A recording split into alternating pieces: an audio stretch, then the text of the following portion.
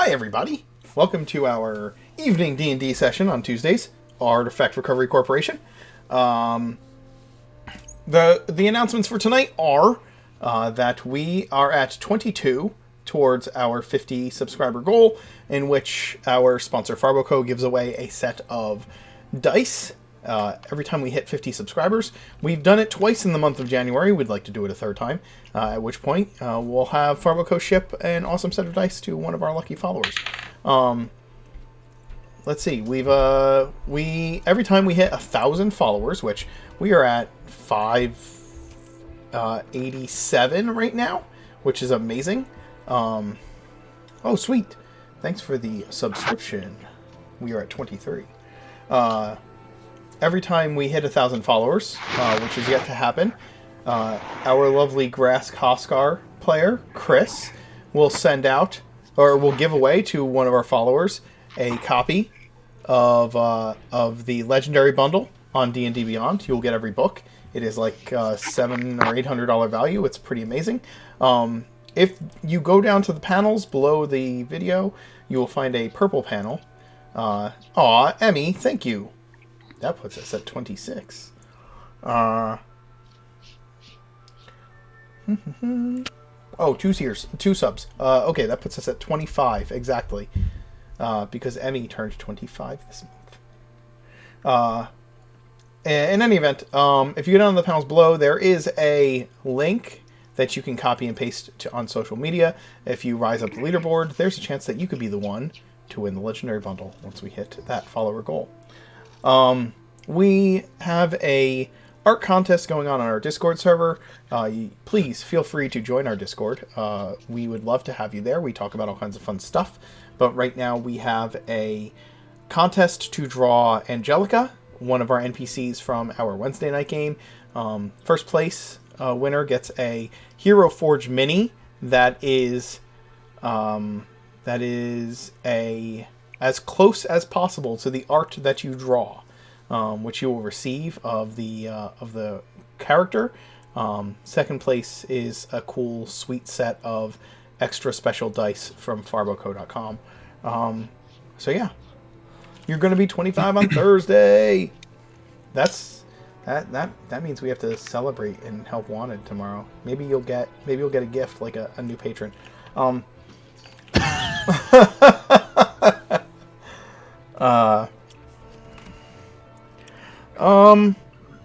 Let's see. What else do we have going on? I think that's everything. Oh, if you are a player in my games, we recently updated the character submission survey, and I've asked everyone to fill that out and email it to me. There is an announcement in the announcement page. There's like, let's see. Do I have everybody here? I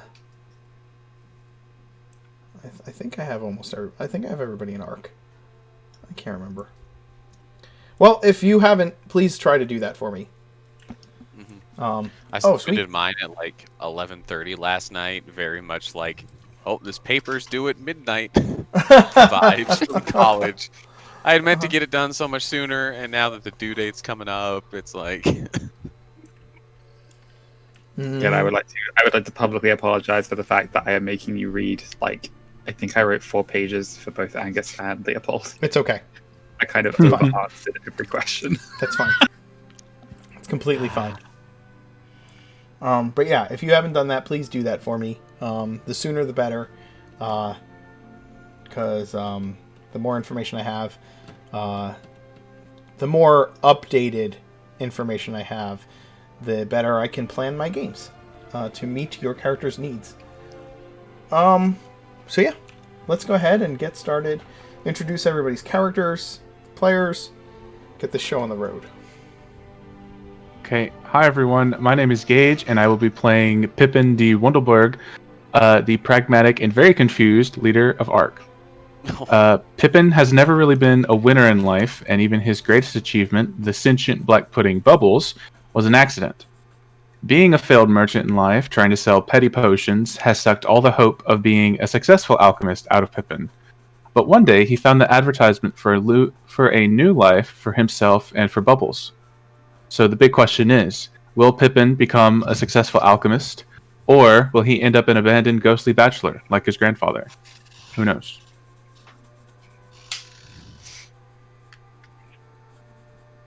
Me? Mm-hmm. Hi, my name is Pat. I will be playing Sir Bowie the Bodacious. Bowie is a well-intentioned, loving, kind, energetic satyr, and he's maybe a little too enthusiastic. He struggled in school. He's just kind of a dude. Despite not being born in the Feywilds, he would like to try to spend some time there and experience the carefree and jovial nature of normal satyr life. He's at a crossroads: live a carefree, irresponsible, and unproductive life, or suck it up and work for the man. But perhaps through Salasana, there might be another way. We shall see.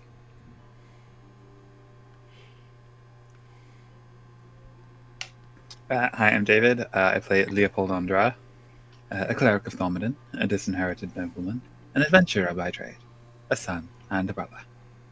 And for many long centuries, nothing more than a chunk of petrified rock. Discovered and restored to life by the Artifact Recovery Corporation operating out of Ironstone Hall, Leopold was returned to a world very different from the one that he knew. The Volcarian Empire had collapsed, and his family line was extinct. But surely there must be some purpose behind his being here, some part for him to play in Thormodon's grand design.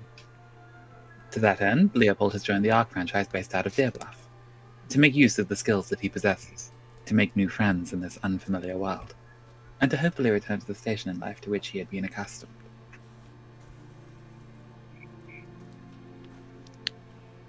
Guess it makes my turn. Hi, I'm Tagori. I play Longpaws. She's a Goliath Ranger. She has social anxiety, and people are an issue, you know. So, yeah, but you know, you have to earn money, make a living, all that kind of fun stuff. At least if you want to buy books, you have to earn money. Maybe she should try going rogue and stealing some instead. It's always an option. But, yeah. So, she needed a job, so she joined ARC. Because, you know, she can see new people all the time. And social anxiety is actually a little, you know, less of a problem if you're never going to see them again. You don't have to worry about what they'll think of you. Problem solved. Can't do that with your coworkers, though. However, she did get a really awesome new friend, Mare, from her other newish friend, Bowie. So, but she loves Mare. Mare is a Fey Tiger. She is most awesome. Most excellent. She makes putting up with most anything else that this group is acceptable. Totally acceptable. But, yeah, that covers her well enough. Alrighty, my name is also Gage, and I will be playing Aramel of Geneva, the Soul Knife Rogue, and is the only child of Enna and Varus, a high elf couple who make a living weaving clothes and other textiles. And everything was great everything was fine until a stuffy nobleman by the name of Baron Taurus set up a rival business focused on pumping out cheap, boring clothes with his assembly line of workers. He's been buying out his rivals and is now closing in on Enna and Varus' home/business, as if driving them into poverty due to his practice wasn't enough. Aramil, being young and a bit of a troublemaker, heard of the Artifact Recovery Corporation from a flyer in Geneva and was enthralled with the possibility of bringing back a wagon load of gold to his mother and father to bring them out of squalor, and maybe even flip the tables on old Baron Taurus. Fuck Baron Taurus. Oh, sorry. Fuck that guy. You have reached the voicemail box of Grace Koskar. Unfortunately, I cannot come to the stone right now, as I am learning how to do my job as the Secretarian of ARC. You might have heard of me from my previous exploits in the Oregon Wrestling League, but that is no more. I have decided to settle down and find a, quote, real job I can be proud of. The Oregon Wrestling Federation considers itself real occupation and is not permitting me to speak any further on the matter. If you are hearing this message, you cannot. You can safely assume that I am out either kicking ass or whatever it is that the others ask me to do. Good God. I'm the Mark Knight. I'm your dungeon master for this. Beep. Oh, sorry. I started talking over the message. It's one of those.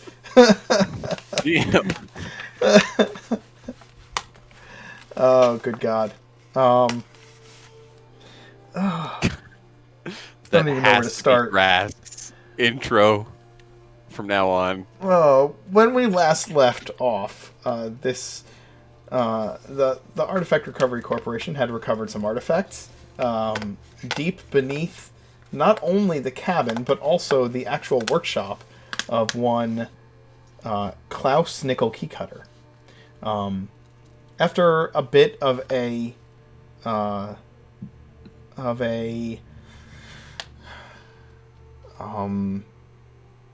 coup by Bowie and Leopold, who decided to go, and Longpaws, who decided to defy their boss's orders and head deeper into the mines to the vault they had found. They actually discovered that there were quite a few secreted away objects in there. The party spent some time figuring out logistically how to handle the items they had discovered, and utilizing the apparatus of Kowalsh, and you have tucked a bunch of the chests filled with raw ore and gems into the back of the machine, as well as whatever magic items you've decided to hold on to but not quite use yet. And you boarded that along with the mine carts and headed back into the workshop where you took the lift that Grask had found and luckily cleared out all the ice mephits from, and came and used it to lift the necessary items out of the workshop to the clearing of the ring of trees in the clearing where Bowie had first burned a bonfire to contact Selasana in hopes of discovering food for the party. And so you've gathered the goods that you are going to be ferreting off, as well as the entirety of the crew, and you stand in this circle, having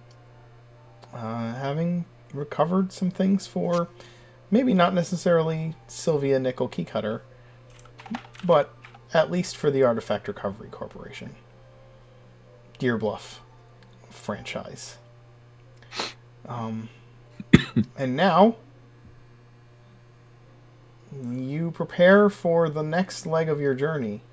But before heading to Oakhold, Bowie wanted to see if there wasn't something he could do with all of these lonely clockwork toys that belonged to all the boys and girls of the world.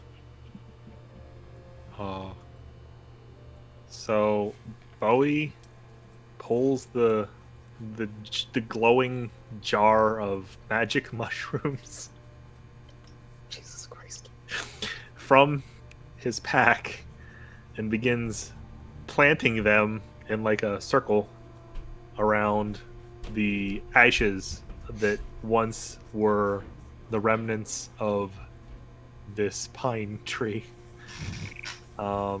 And he kind of looks at the rest of you, like, all right, guys, I have a plan. Sort of. Are we starting a garden before we go? Yes. Kinda. I I left my trowel at home. Well, I don't know if I'm going to be much help here. I remember I don't Mark, know. Stop interrupting. Let him speak. Mark, you had said that these reconstituted mushrooms had begun to grow roots. So Bowie will plant them in the burned down, like, tree ashes in a circle. Okay. A nice big circle, I'm assuming. Yep. And then I am going to try to usher everybody in. All right, guys. So if we could all stand here, I think I have a plan. So like, party all night, sleep all day, right? Or something. So, I think if I do this, it'll work. All we have to do is stand in the middle of this. Give me, boy. If I don't want to miss your explanation, but give me one moment. I just read something earlier on our way back that I need to take care of. Is it all right? Yeah. Do you need help? No. It's just a little bit of paperwork. Oh no.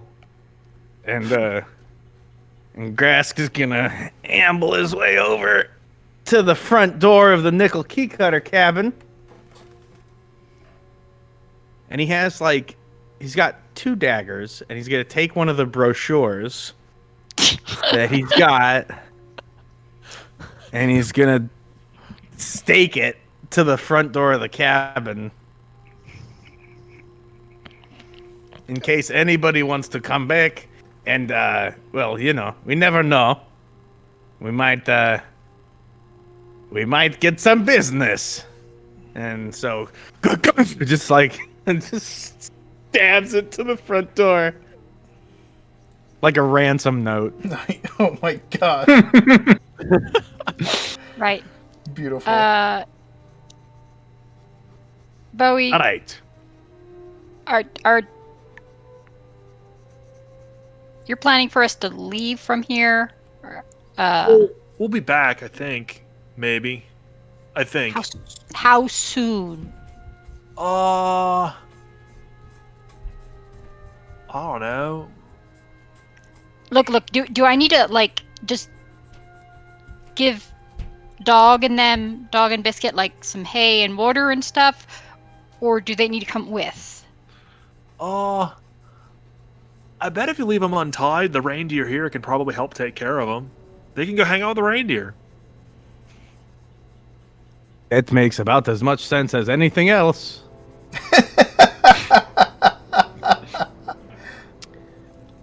So we don't know how long we're going to be gone. Okay. There is there are stables filled with food up there. Yes, that's my point. Well, yeah. I'm assuming that I've been keeping them safe there, but generally you have to go and refill stables. They don't stay perpetually full. If these do, then that's kind of awesome. But I'd feel bad leaving them trapped up there. Oh, well, you weren't. I just wanted to make sure they're safe, okay? I just need to know if they're coming with, if they're staying here. We're, raised in a barn. Let the door open. Then they're not trapped in there. Long pause, if I might interject. We've kind of already been here for 3 days, and they're fine. I don't think we need to worry about them any more than we already haven't. Grask, just because you weren't paying attention doesn't mean that I wasn't going and making sure that the creatures were fed. That is fair. I think Bowie's got a point. I mean, just leave the stable doors open. That way, when they run out of hay out there, they can come out here.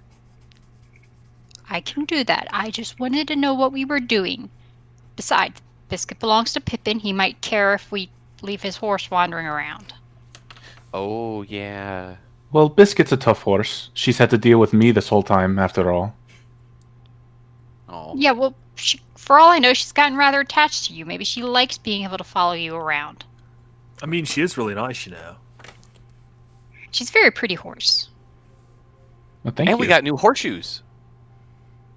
Oh, that is true. Yeah, we're not going through the work of trying to put those on unless one knows a lot more about blacksmithing than I do.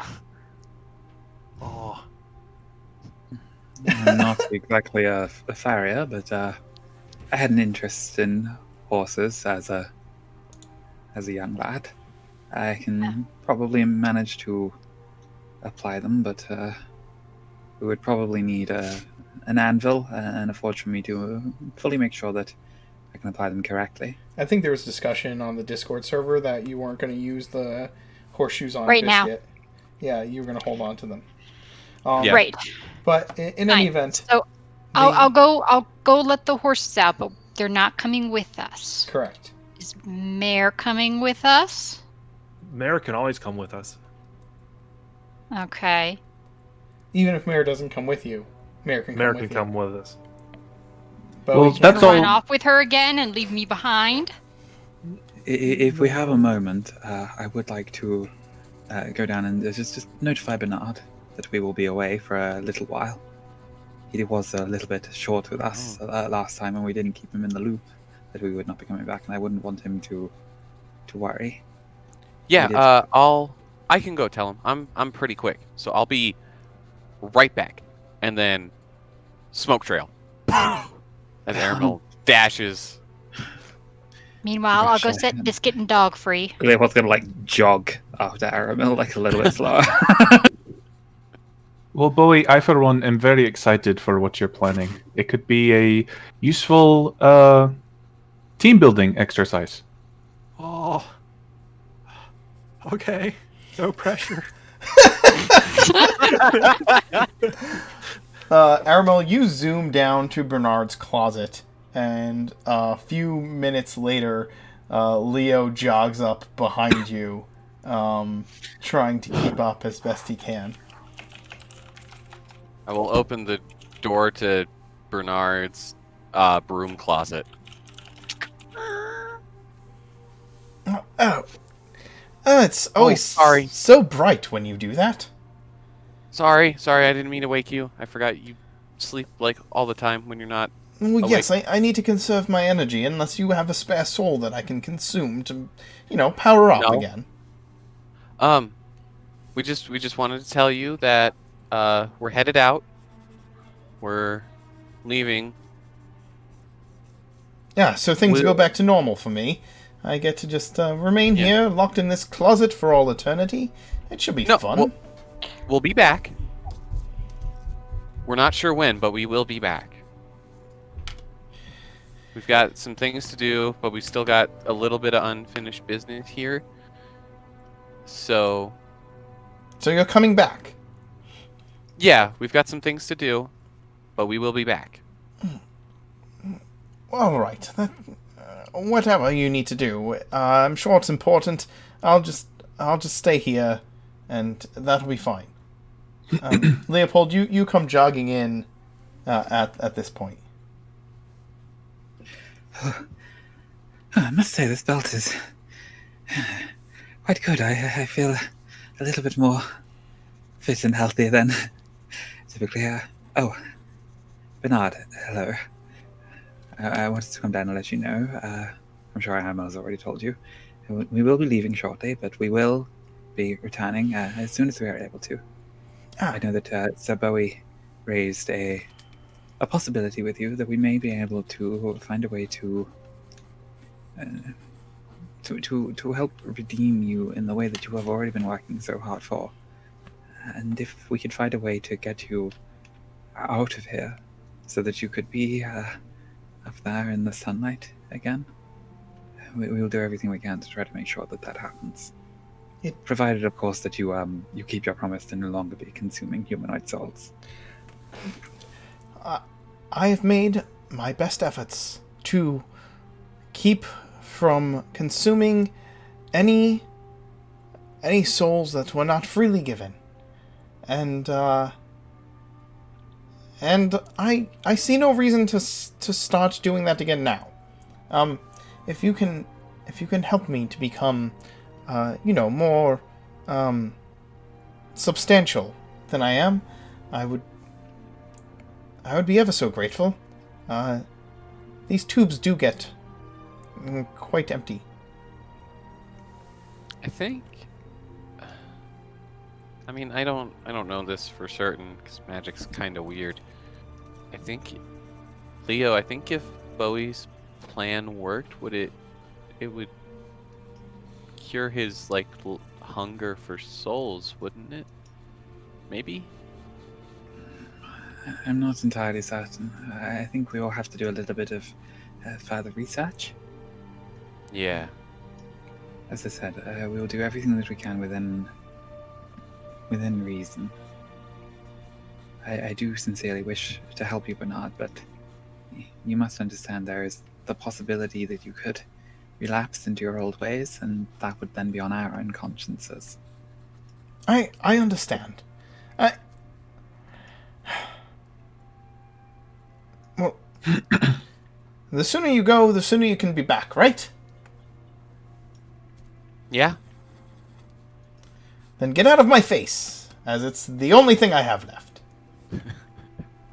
Okay. Bye. And Aramil will just slowly back up. Wait for Leo before.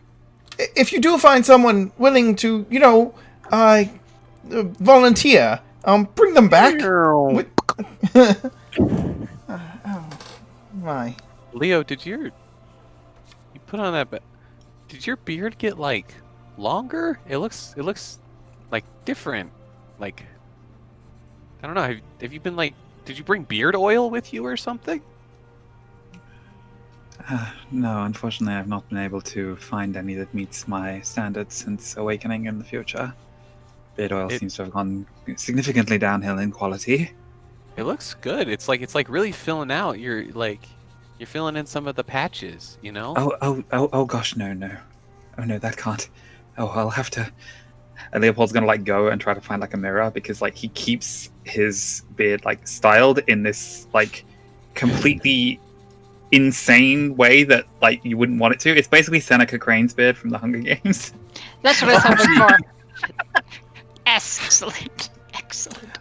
When you go find a mirror, you find that that Aramil's indeed right. Your beard is more thick and lustrous than it has ever been in your entire life.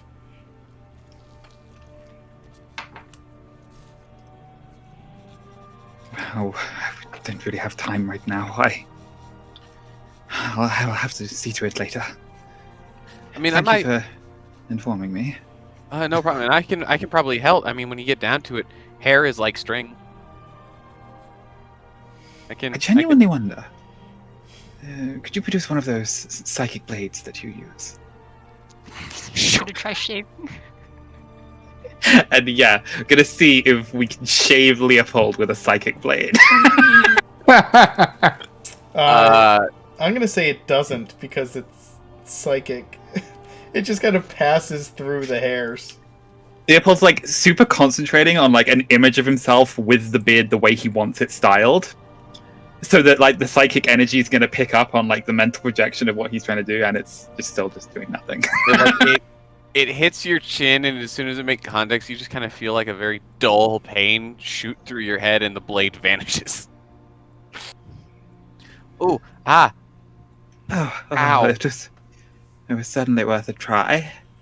I have a real dagger. Pull out one of my real daggers.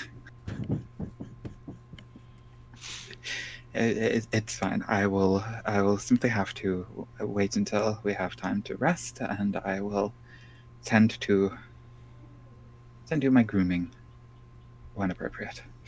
Okay. Bowie, right. in the meantime, by the time they get back, you've planted all of the mushrooms around the fire, the former fire, the ashes that have this kind of large round burned circle in the Sure, it's center of this field. 20-ish feet around is my guess. I mean, it's a tree, right? It had to have been a pretty big fire. Yeah. So You guys can all like get real close to get inside this circle. Leo, you look stressed. What is the problem? I look unkempt. Meanwhile, his I beard. have a halberd. His beard is like this lustrous, like perfect, like Full dwarven beard. full beard now. It's not like long yet, but it's like it looks amazing. You don't know, like he's like, oh, I'm unkempt, and yet it looks like I look like a tavern keeper. Would you like me to cut it for you? It is fine. I will make do, and I shall tend to my grooming when I have time. My disguise kit has scissors. Have you Would ever that be helpful? have you ever worked as a barber before, or would this be a? You know what? It's. Thank Let's you give for it a shot. offering. I think. Let's give it a shot. I find myself a man of many talents. And so Leopold's gonna like find a tree in this clearing where Bowie is like setting up the final little bits of the ritual, and just sit on like a low hanging branch, and no. let Grask attempt to give him like Shave him. a shave. Yes. Let's see. What role would that be? I think the Caramel closest is thing going- would be Dex. a dex sleight of plus hand, maybe. dex Sleight plus of- disguise Would- kit. Would proficient? Okay, I was about to ask if proficiency would add to it. Yes. So we'll do a. So Dex my disguise kit. Yeah. so Dex dex plus with proficiency. Correct. So I'm going to be rolling an acrobatics check. Yes. Aramil is going to look on in horror. Shh. No. Let him go. Can I, if we're gonna be doing this while Bowie's doing his ritual thing, can I take 10 minutes to just do passive? Sure. Yeah, let's do a 15. What's it look like, Grask? Oh no. Since you're grooming Leo. Give him the Ming the Merciless, just like the.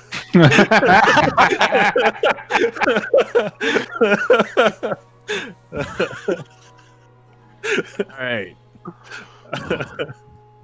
Let's see. It's sort of. It's so it's Oh, it's there's like a not tufts, but sort of like it's sort of like sideburns a little bit that go down to his jaw, and then it's shaved until it's like a goatee, and it's a nice goatee. So it's like nicely So- With stylized. or without the mustache. So like No, without the mustache. So it's just the beard, right? So I don't know if you can post it. You can post it right But- to the Twitch chat. So like mutton chops and then just mustache and just beard from the chin down. Yeah, kinda. Well, no. Is there any way I can put it in the? Well, because I was gonna put a picture. Ah, As long as it's not from like a copyrighted source. It's just artwork I found on Google. It's a half orc beard. yeah. You can just copy the Google link and put that right in the Twitch chat. All right. So we'll do. I am afraid. Copy link address. Yeah. Paste.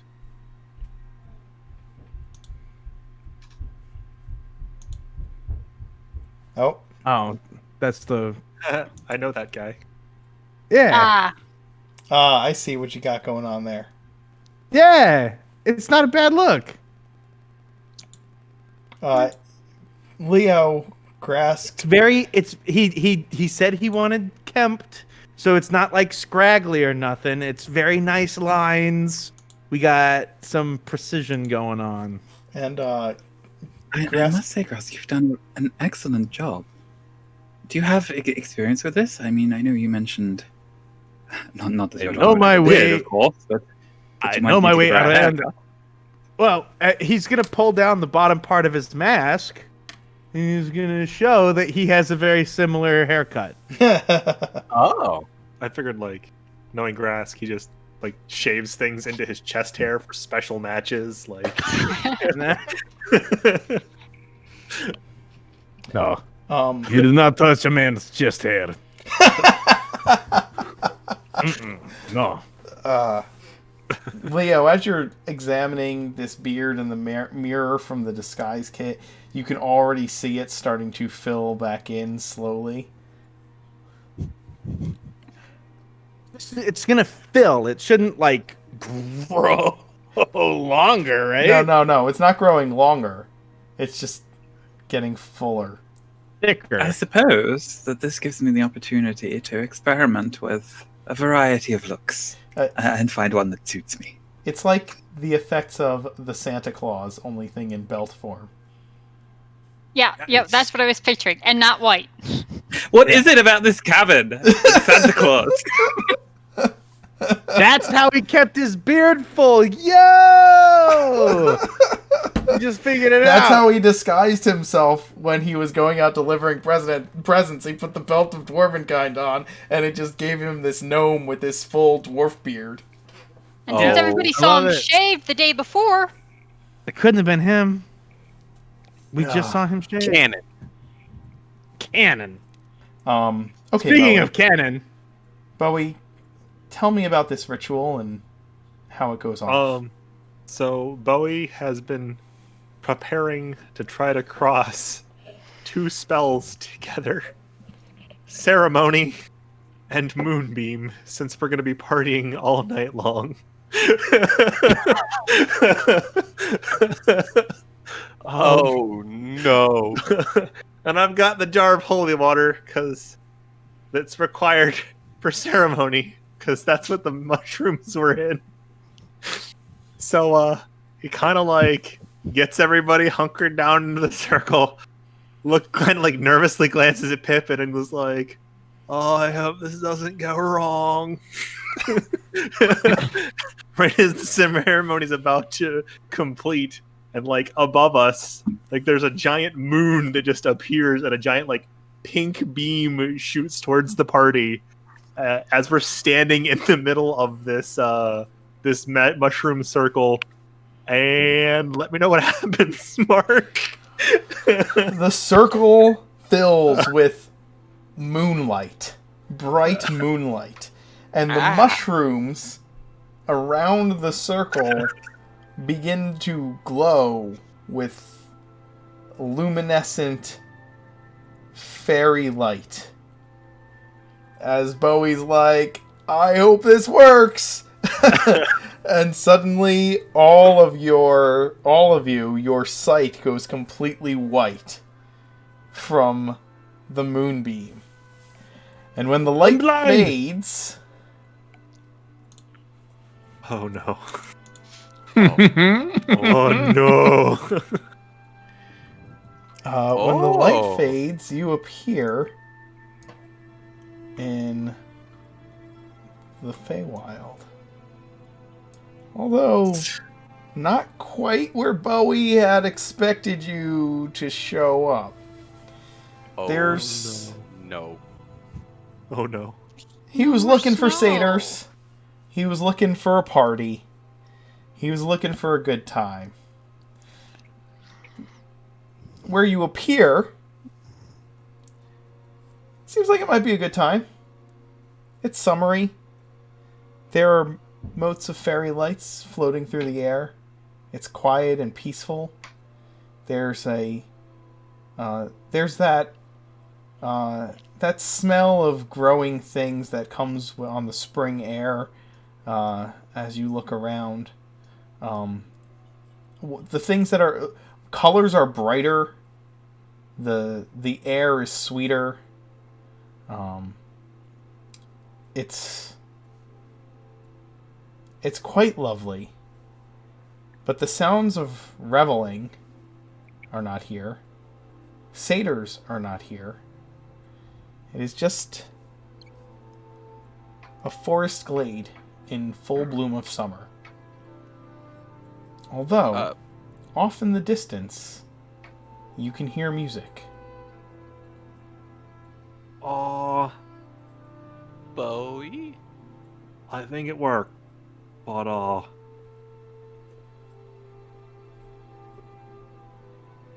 sometimes, it's like throwing darts, right? And, sometimes you hit the board.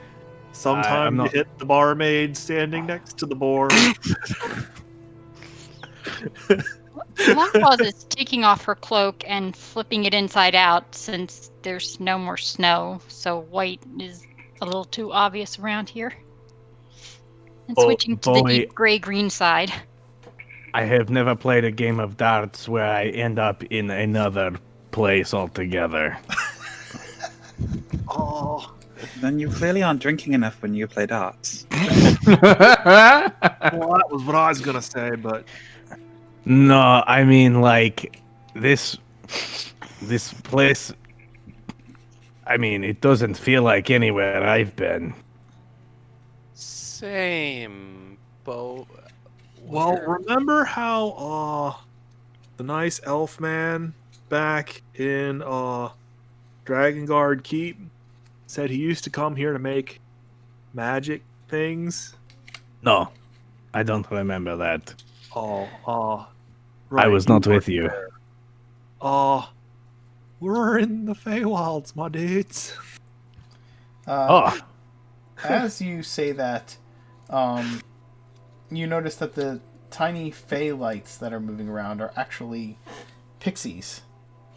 And one of them lands, Aramil, on the tip of your nose and flicks you. Ah! And then starts falling, and then just kind of like falls backwards off your nose, rolling with laughter at your reaction. Hi. I'll just say hi. She waves and then flies off. Bowie, up on this ridge of trees, actually all of you see a figure that kind of is humming and singing softly to herself, and a lovely, jovial, red-cheeked halfling plops down on the edge of it. An image you've seen before, Bowie. And she hangs her feet off and just kind of swings them back and forth while sitting at on this twisted tree that goes across the path. Hey. I'll say to her in Sylvan. Hey, I brought some more stuff. If you want to give it out. There are lots of people who could probably use it. She, when you say hey, she kind of like waves to you like this. And as you say that, oh my god.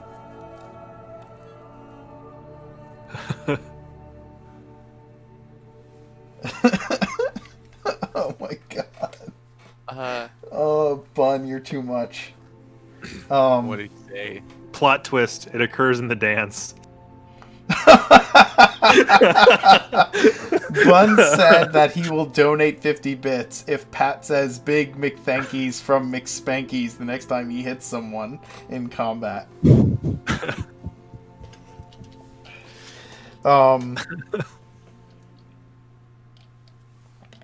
Selosana smiles down at all of you from on this log, or this tree. It's this huge tree. It's moss covered, and it comes across your path just like the image on the screen. And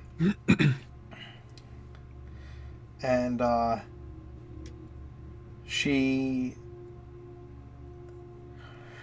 looks at the bag that you have, Bowie, after you say this, and kind of places her finger above her lips, kind of thinking,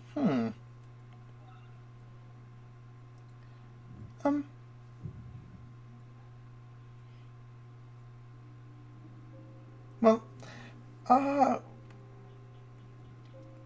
what's in it? Kind of looks to Pippin and to Leo, and I think he saw Longpaws playing with them. Oh, they're toys for little kids. No, they're toys, Bowie. They're not specifically for little kids. They're little kid safe, but they're not specifically for little kids. And we also have this thing for an Oscar Hammerstone. Because that's how I read. Yep. Oh, Bowie. She hops down and comes up to all of you. She's like up to my knee or something. Yeah. Hey, Aramil. Remember you asked where I get my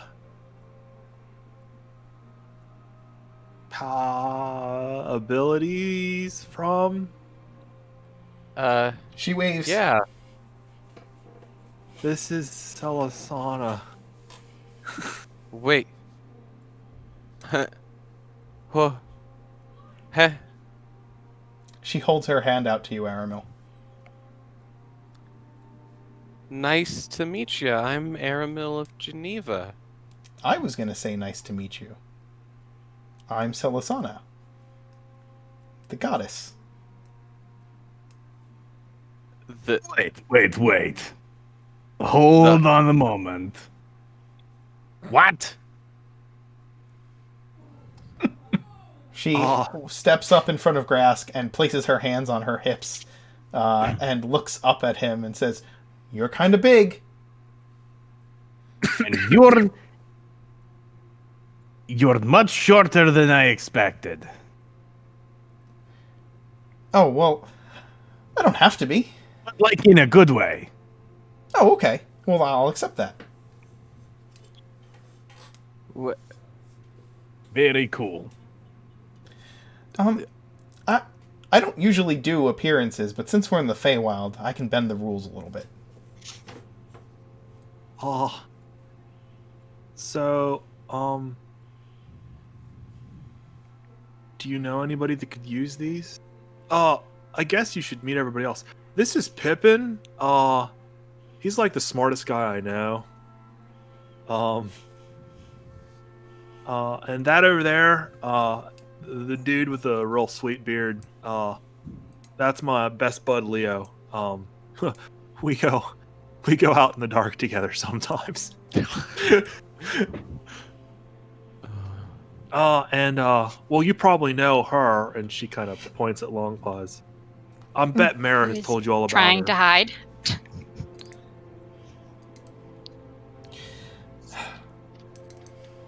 Have you been taking good care of her? I see you hiding back there. It's kind of hard not to. You're taller than everyone else. That's why you sit down and, like, but were you talking to me or Mare? You! And you should sit down, so this way we could be at eye level. I can't hug you if you're up there. Now Longpaws has the urge to climb a tree, but... yeah, she sits down and curls up next to Mare as a shield. And, Yeah, I'm enjoying Mare's company when Bowie doesn't run off with her. I mumble under my breath. But, Silasana puts her hands on her hips, puts her fists on her hips, and looks at Bowie crossly. Not seriously crossly, but crossly.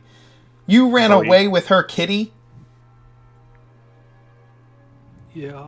And Bowie is like beet red and blushing at this point. Like, You can't be an Indian giver. You know that. well, yeah, I know. Well, Was it for good reason? actually, Was it to keep your friends safe? yeah. But maybe you can help with that later. Maybe I can. She turns back to Long Pause. I'm sorry he took your kitty. And she walks up to the front of, to be face to face with Mare, and, she grabs Mare's face in the way that only the, owner of a cat can, and, sticks her nose against Mare's nose, and is like, "Are you being a good kitty? Are you being a good kitty?" Which we're Mare... getting the asking for their neck scritches and everything. Oh, yeah. Mindlessly kind of scratching at Mare as she holds her hands out to Pippin, who is at eye level with her, and says, "Nice to meet you, smartest guy Bowie knows." You too. I apologize if this comes off as incredibly rude. I don't really know what the best dialect to talk to a goddess is. But you said you were breaking the rules? Bending. I thought you're a goddess. You don't have to follow any rules. There's things that you're... It's They're more complicated. The social guidelines kind of rules. You're supposed to do this or not do that. It's really complicated. There's this whole faith and belief thing, and how and when we're supposed to appear to people and interact with them. But like I said, we're on the Feywild. There are ways of shaking things up a little. I'm gonna scooch over to Leo. I feel like the... Oh, sorry. And just, Airmill still, eyes on Selosana, but, side talking to Leo in stunned silence. Do gods... Does this happen often? Is what we are seeing real? Wilde, no. Back straight, equally side talking out of the mouth. Not in my general experience, no. Although most of the people that I have known who are clerics, such as myself, or in any specific order, are clerics of Thormodin, who is a god of order and rules, and so maybe more stringent in abiding by whatever rules it is that the gods need to follow. Yeah. I think there's probably a little bit more social and nuance to just say that she's bending the rules. She takes kind of a couple of big thumping steps towards the two of you, and as she does, she transforms into a visage of Thormodin, but with her face still, and there's kind of Thormodin's beard is growing out of this bright, cheery hobbit face with or halfling face with rosy cheeks, and she puts her fists on her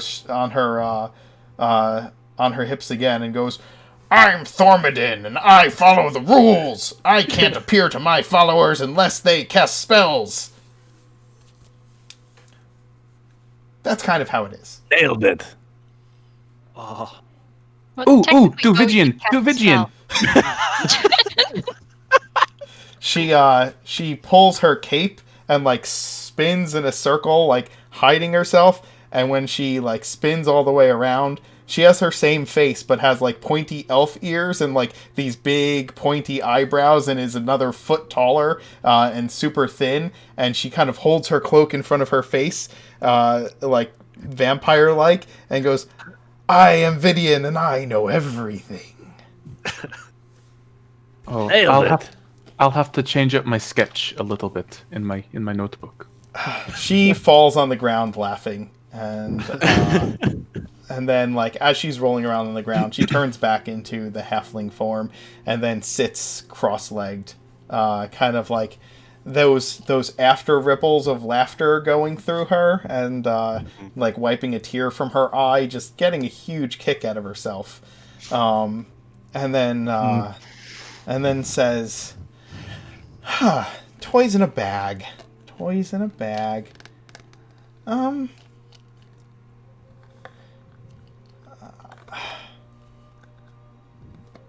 This is the hard part.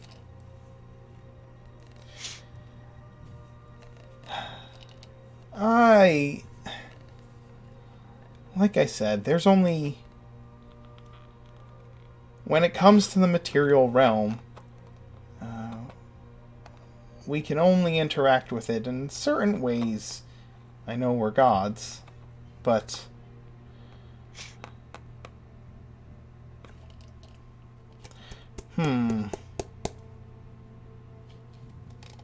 Well, She scratches her head. She's thinking. Just like you are. Similar faces. have to actually make anything, so there's no concerns about that. And you don't have to actually show up in front of anybody, so you don't have to worry about that kind of rules. You just need to, like... And Bowie said you're in charge of, like, travel or transportation or something?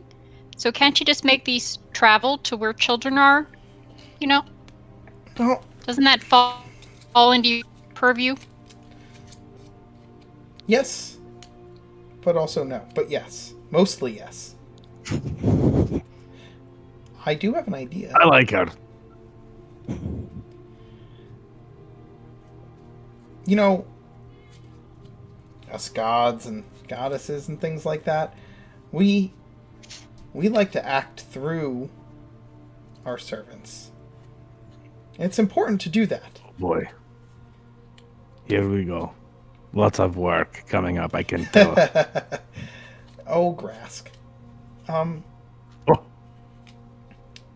She knows my name. You... Boy, have you been talking about me? Mayor has. well, of course. That makes more sense. I talked to her about all you guys. All the time. Oh, that's really sweet. Thank you, Bowie. Bowie loves all Must you guys. have Did one you know on. that? No. Every single one of you. And she points to each of you as she says that. Alright. I think I can see where this is going. Yes, Bowie, we will help deliver the presents. Hold on. I'm figuring that if Beauregard is asking if I can deliver the presents, then you all don't have the time to do it. Or the capability, really. But I have a couple of friends around here who could probably help. But the Feywild is a funny place. For me to help you, you're gonna have to help me. Because the Feywild kind of works on... Well, Balance? yeah. I Promises? think there's a lot of rules. Balance. I can bend them a little bit. I'm doing that right now. Just have Well, with to. all due respect, your lordship? Just call me Salasana. I don't know the honorific. You could just call me Salasana. Alright, Salasana, We are not gods, so our ability to bend them is probably limited. True. I'll do the hard stuff. You do the easy stuff. Come on, follow me. This is going to be so awesome. Because, you know, we have to go on a journey, because I'm the goddess of travel, so obviously we have to go somewhere. And she hops up on her feet. Speaking of going somewhere, Ask for other favors later, Bowie. do you know what we might be able to do with these? And Bowie hands her the set of 4 horseshoes. She looks at them. Well, you can't put them on Mare. No. Think you could make them fit me? You only have 2 hooves. Yup. And based on what Pippin says, Centaur. we're all 4. You want me to change you into a centaur? Oh, No. Yes. I believe It would be so funny.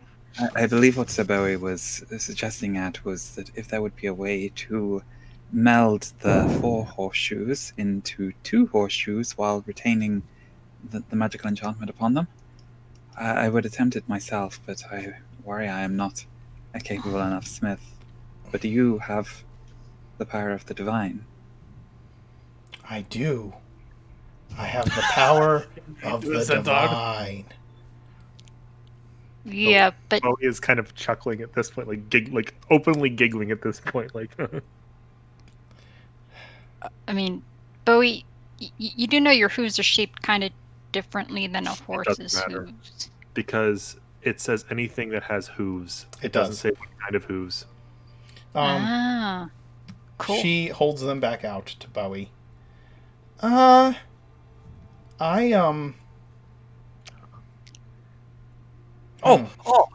Do the thing where you turn into Thormund again. Then maybe it'll work better.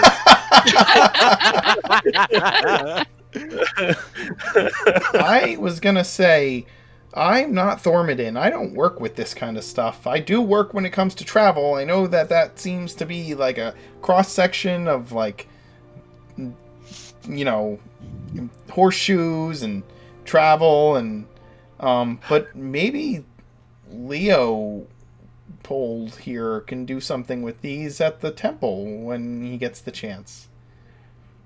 That's not my area of expertise, but Okay. well, That's I'll ask Thormodin for you. Oh, You just put in a good word that Leo can do it right. yeah. Yeah. Let's Leo's been around. Leo's been around a while. He'll okay. Let's do one thing at a time. That's Why? So- It's so much fun to do more at once. Yeah, but then your paths get crossed, and then you never know where you end up. Can't get lost if you never know where you're going. I think that is, by definition, not true. No, by definition, it is true.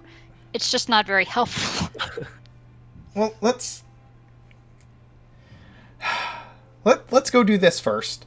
Let me introduce you to the people I think can help you. It's where you wanted to go anyway. I just detoured you. Here. Oh. Okay, so scratch that part about the dartboard.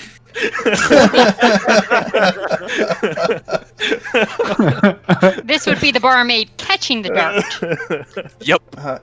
We're going to go exactly where you wanted to go.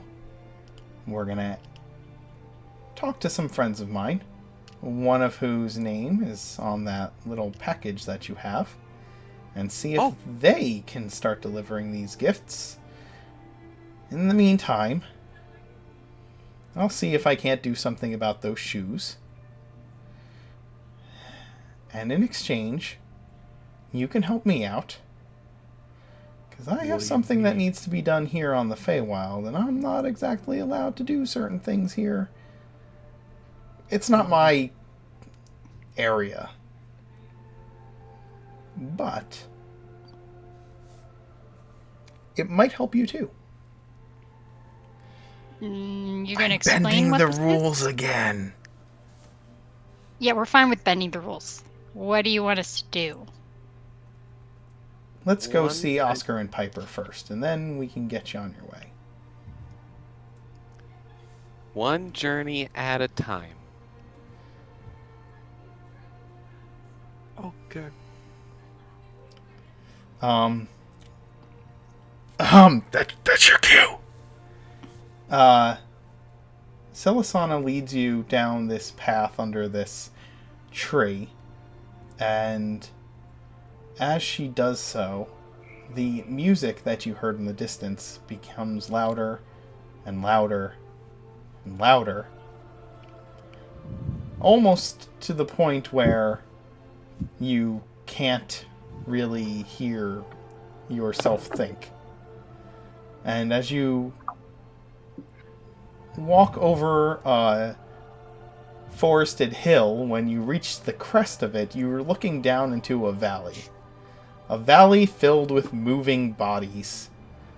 The sound of music. Sprays of wine that are that are just kind of like flying through the air.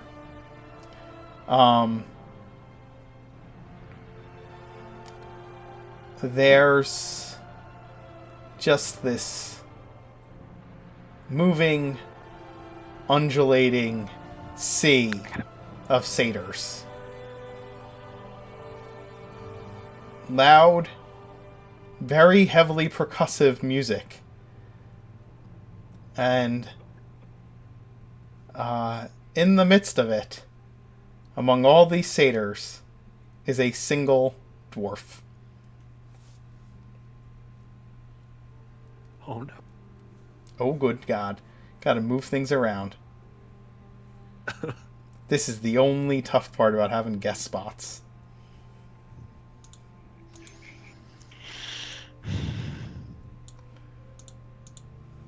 While you're moving things around, are these satyrs wearing clothes or not? Most. Is it Yeah. not? That's the question. Most of them? There is definitely at least one satyr who is wearing a feather boa. No, she's No, the feather boa is gone Only by the now. feather bow? No, because we got one of Dandelion's feather boas, but I'm Oh, assuming yes. she has multiple. I'm sure she does. Grandma Piper. Grandma Piper. No, Hell this is yeah. this is not a feather boa. She is now wearing a furry boa. Oh god. I've lost long pause. Hold on.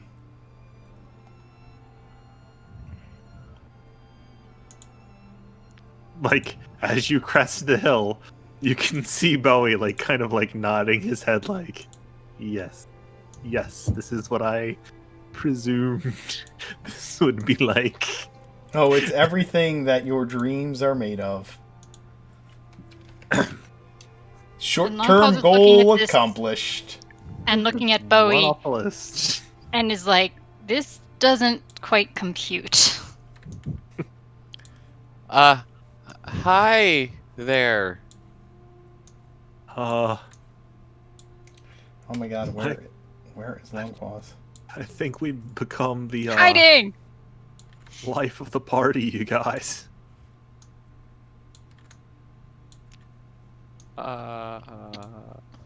It looks like it's already started.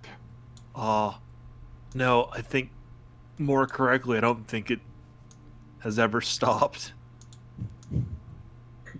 Can't stop, won't stop. Miley's So does that mean rendition of Millie Sirius's. Oh no! What the heck just happened? What I happened? know what happened.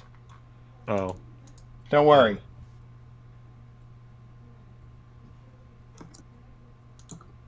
There. The Feywild happened. The Feywild happened, in fact. That's what the title of the stream should have been. The Feywild happened. Actually, the title of the stream was Into the Wild, but you know. Ah. Okay, there we go. We're good. Piper, you are partying as you have been for several centuries now. And as you are dancing, you look up and on the ridge leading to the summer courts, you see this band of mortals and one satyr. You're mute. We can't You're hear muted. you. You're muted. You're muted. You're still muted, Dio. It's your microphone. It's like probably a hard mute. Oh no. You're muted. Can you hear me? Yes! Yeah! Oscar! Look, we have guests and they have a satyr with them. We need to meet them. Come on, come on, come on. Let's go dancing. Excuse me. Silasana turns to all of you quickly and says, they're gonna come this way very quickly because they're the most curious of the bunch, and I'm gonna talk them into doing what we need them to do, but you're just going to be really ready because they're very excitable. In 2 centuries of having been in the Feywild, Oscar has still not refined his dancing from just looking like soft jazzercise. Just following along in Piper's wake. Oh, good God. Got it. Okay. Feel the burn.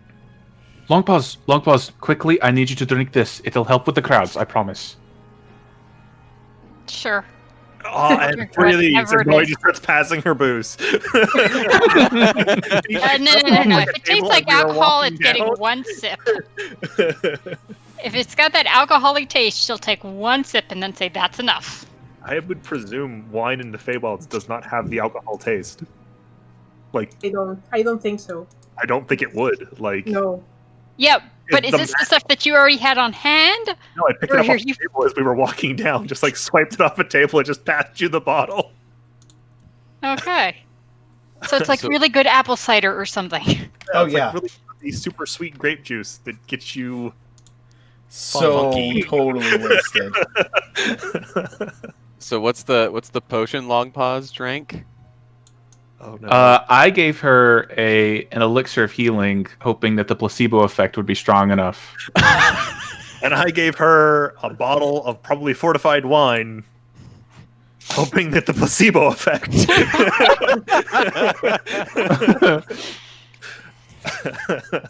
This is Long when pause, you kidnap wake your up 100 Earthworm- years later. I'm just kidding. You just. This is like when you kidnap your introverted friend and try and take him to prom. Here, take these. Here, take this. That sounds like really, more fucked up than you think it is.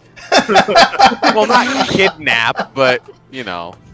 I'm just gonna force you to go to this party against your will and stuff you full of alcohol and drugs until you feel better about yourself. We haven't tried any drugs yet.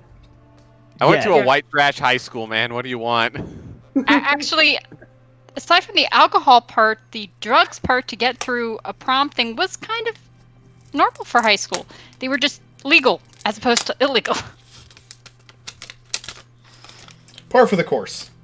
Hey, Quaaludes were legal. Are Quaaludes still legal in the Feywilds? Oh, We're gonna God. rock out on Disco Biscuits. Oh, good God. Somehow I don't think the Feywild has laws like that at all. Oh my goodness. We're gonna get canceled. I'm just imagining the scene from where a certain actor thinks he drives his Lamborghini home perfectly. Piper and Oscar approach, if that's what you want to call it. Hi there. In Sylvan. Hey. Oh, look! Piper, he speaks the language that you speak. The weird one with all the vowel sounds. He does. He's a satyr. He has to speak Sylvan. It's the coolest language ever. Hi guys! Are you here to party? Are you here for drugs, alcohol, or the orgy?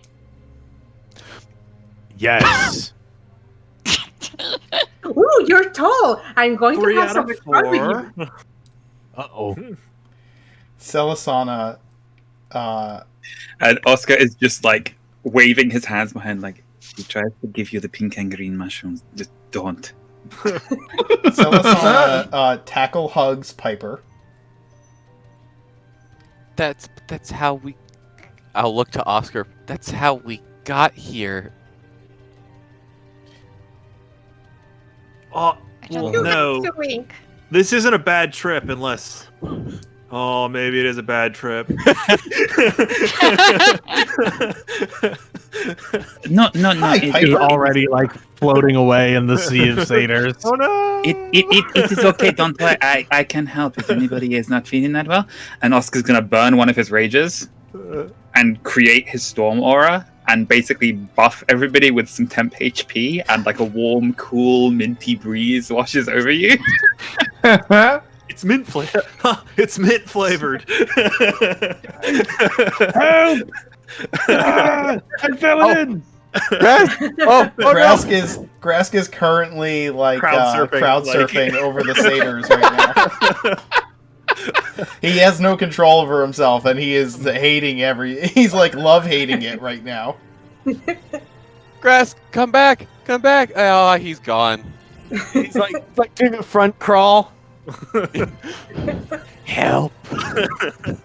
Oh gosh, and Leopold's gonna just like be scrambling about with his amulet, trying to remember the incantation for the locate creature spell he has prepared, so that we can track Grasp down if we need to. This is everything that Leopold would not want it to be. It is chaos incarnate. There is no order to what is going on down there. However, we are not in a small space. There are no corners here.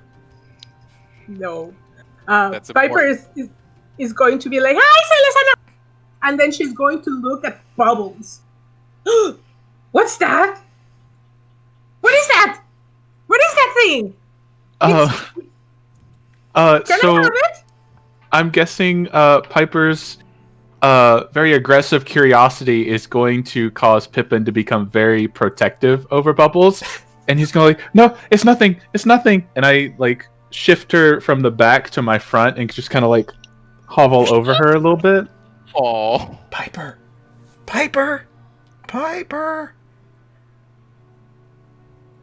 Yeah. Hey, do you want to know a secret?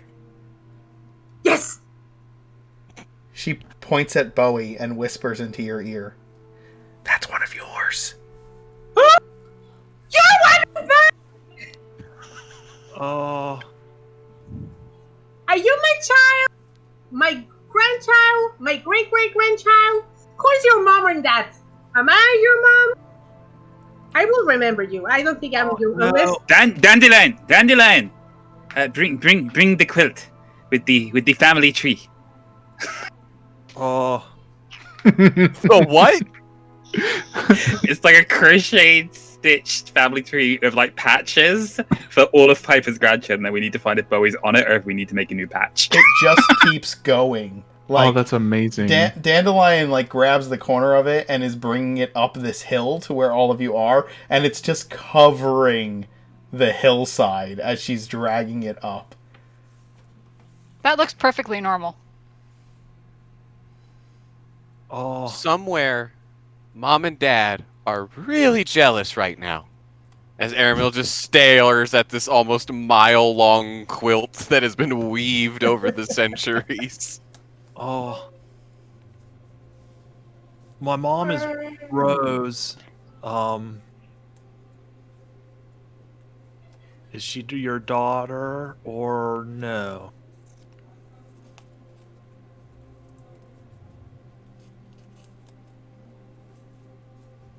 I mean, let me She said it's a let me remember, because I have 69 children.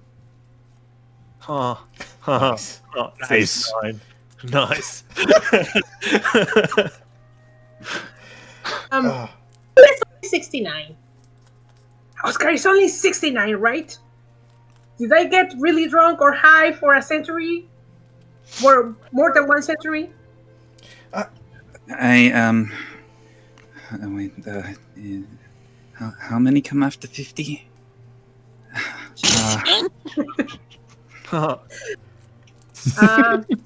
My dudes. Don't worry, honey. We will find you. Everyone here is part of the family. Okay. So if you're one of mine, don't have sex with Dandelion, with River, Cloud, Clover, Lily.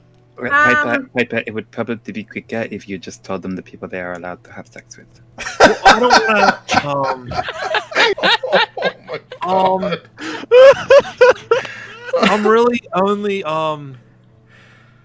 interested in one person right now. So Are you sick? Are you okay? well, and you can see Bowie is getting very red. Like, Piper, it is like Jacobi told us about with the elves, that they have that thing, monopoly. He is monopolist. yeah. As the elf, I think Mom and Dad called it monogamy. No, that's when you have one can't business. be right. That's when you have one business. Get your hands off me!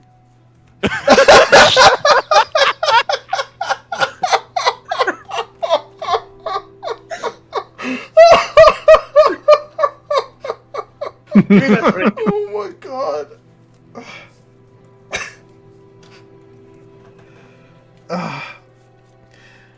Celisana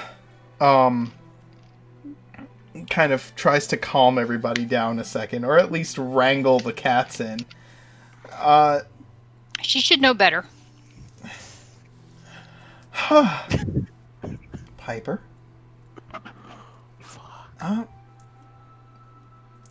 Bowie here is a sunflower. And he needs some help. And I think you and Oscar would be perfect for it. But first, Bowie, you have something, don't you? Yeah.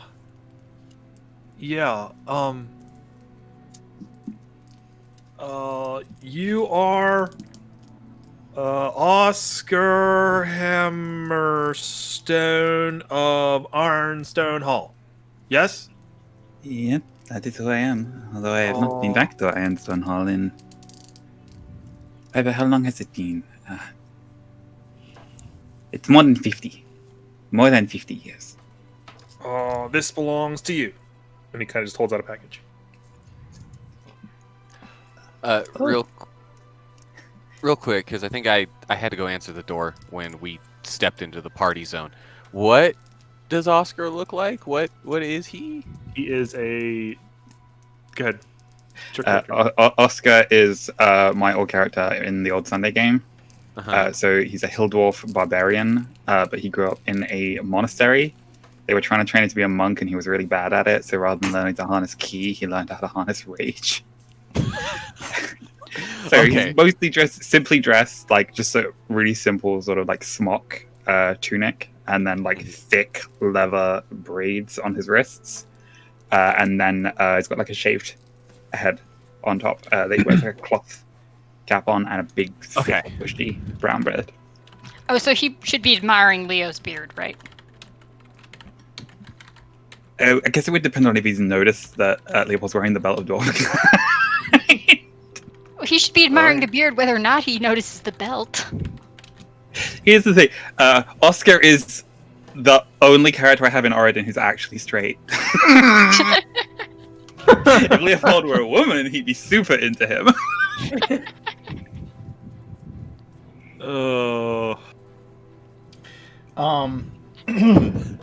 What happens in the Feywild stays in the Feywild? Not anymore.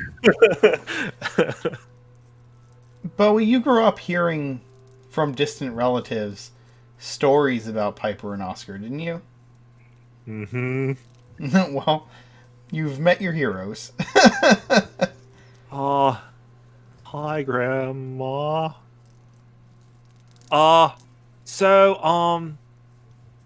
Mom's married now. They live in Grover. You're muted again. Dad's okay. He's still doing the surfing thing, kind of. They want me to get a job. Oh, Well, no. You have a job, Bowie. It's different there. Different? Of course it's different. We have been there many, many times. But Well- why did you have a job? Well, these are my workmates, but they're really more my friends. That's fine. But what do you mean your mom and dad have a job? Oscar, what have you been telling the children? I just think that it's important that they understand that if they acquire a great deal of money, they can buy the things that they need. Anyway, there's a barter system. It has worked for centuries and centuries. And can I have the thing that you're trying to protect? I can exchange you for flowers. And she's still looking at Bubbles. I have so many flowers. Piper is trying to trade flowers for Bubbles, Pippin. It's not for trade. I don't really like flowers. I'm allergic. Achoo!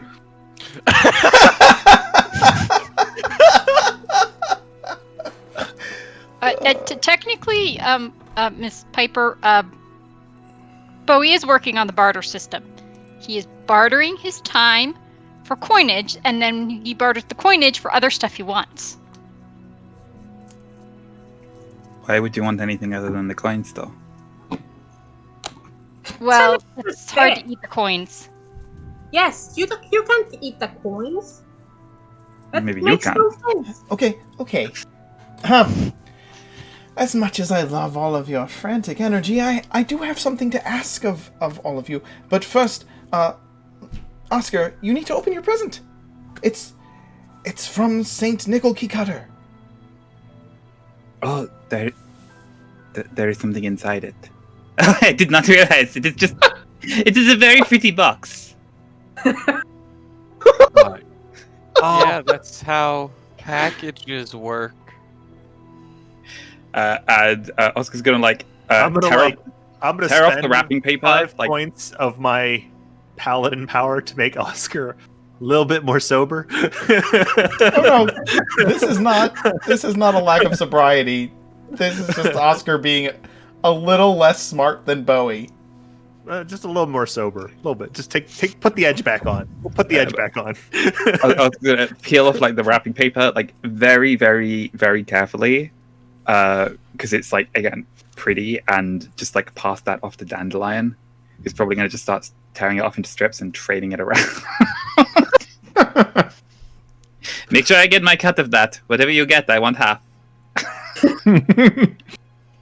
He's gonna open the box. And Mark, do you want to pick and decide what Oscar's present is, or do I get creative control? You get creative control. So the present that is inside is, the Barbie heads that you can get for little girls so they can practice doing hairstyles. It's one of them, but styled for a young dwarven Beard? kid to learn how to braid their beard. I always wanted one of these. Well, the good news is, you got one. And since you've always wanted it, now You you still have do. it forever. I will take very, very good care of it. And he's just gonna idly start braiding bits of the beard, and then look up at Leopold and just go I could help you with that. It's good. It could be better. Leopold's gonna be a little bit affronted and look across at Bowie and Piper and just be a little bit well, I've certainly never actually had the honor of having my beard braided by a new dwarven friend here in the Feywild, so it will be an experience if nothing else. And he's just gonna like grab the bottle of wine from Longpaws. There's not much left. There's not much left. And let Oscar just idly start, and again, sleight of hand, not Oscar's strong suit.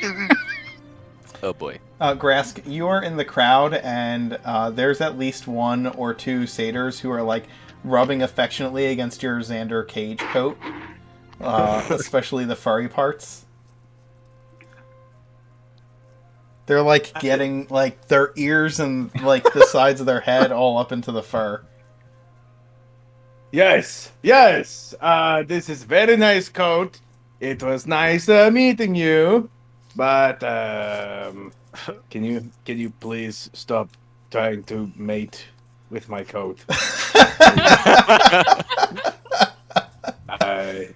To each their own, obviously. I can have one of my friends tell you the tailor, but this is mine, and I'm going to... Yes, excuse me. Yes, thank you. Pardon me. Yeah. Do you want why? some wine? Absolutely. I would. It's good. I would love some wine. Let's have some wine. I will have the wine, and I will also be going now. Thank you. Can I have a? Are you drinking some of the wine or just grabbing the bottle? Of course he's drinking the wine. I need you to make a Constitution save. Hell yeah, +7, baby. Oh, does Longpaws need to make one too? We will see. Grask. Yes. You are okay, but your fingers are definitely starting to tingle. Woo! Alright! There's more than wine in here. You're sure of it. Wants to fuck my coat? Wait, no, I need to go. Oh my god. Let's go. It was...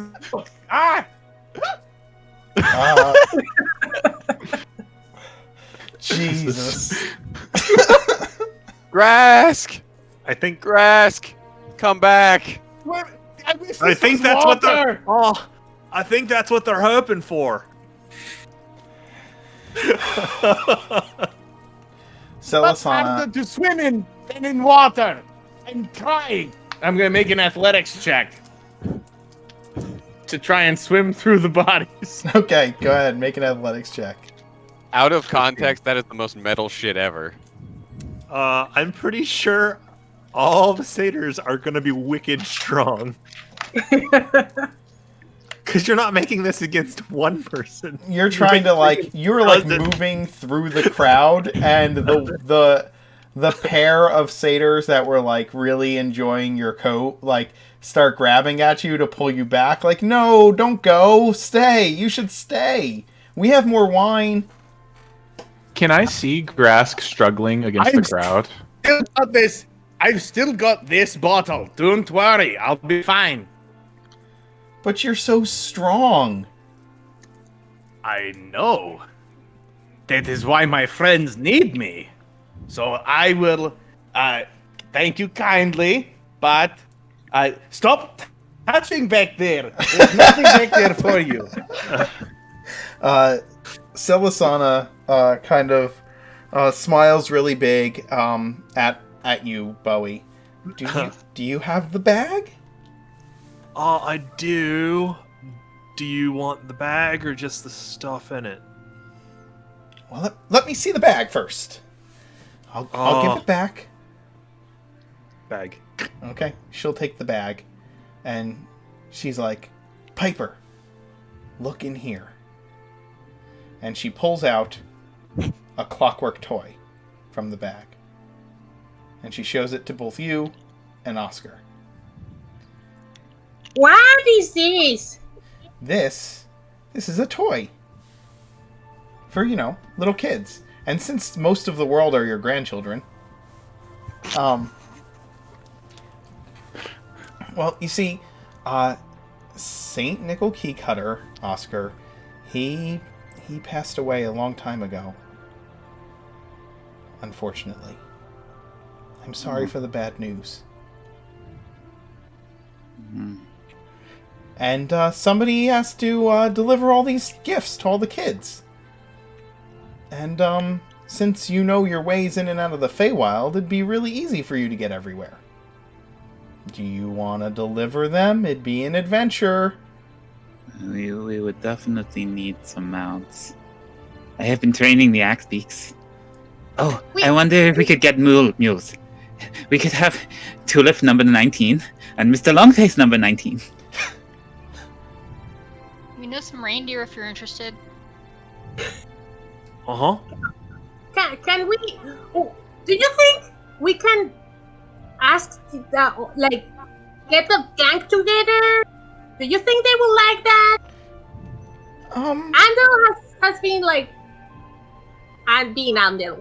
He needs to get out. Andel is...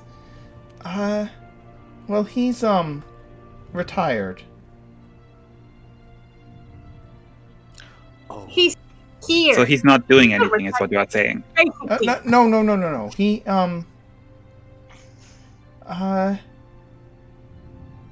you should let him enjoy his retirement.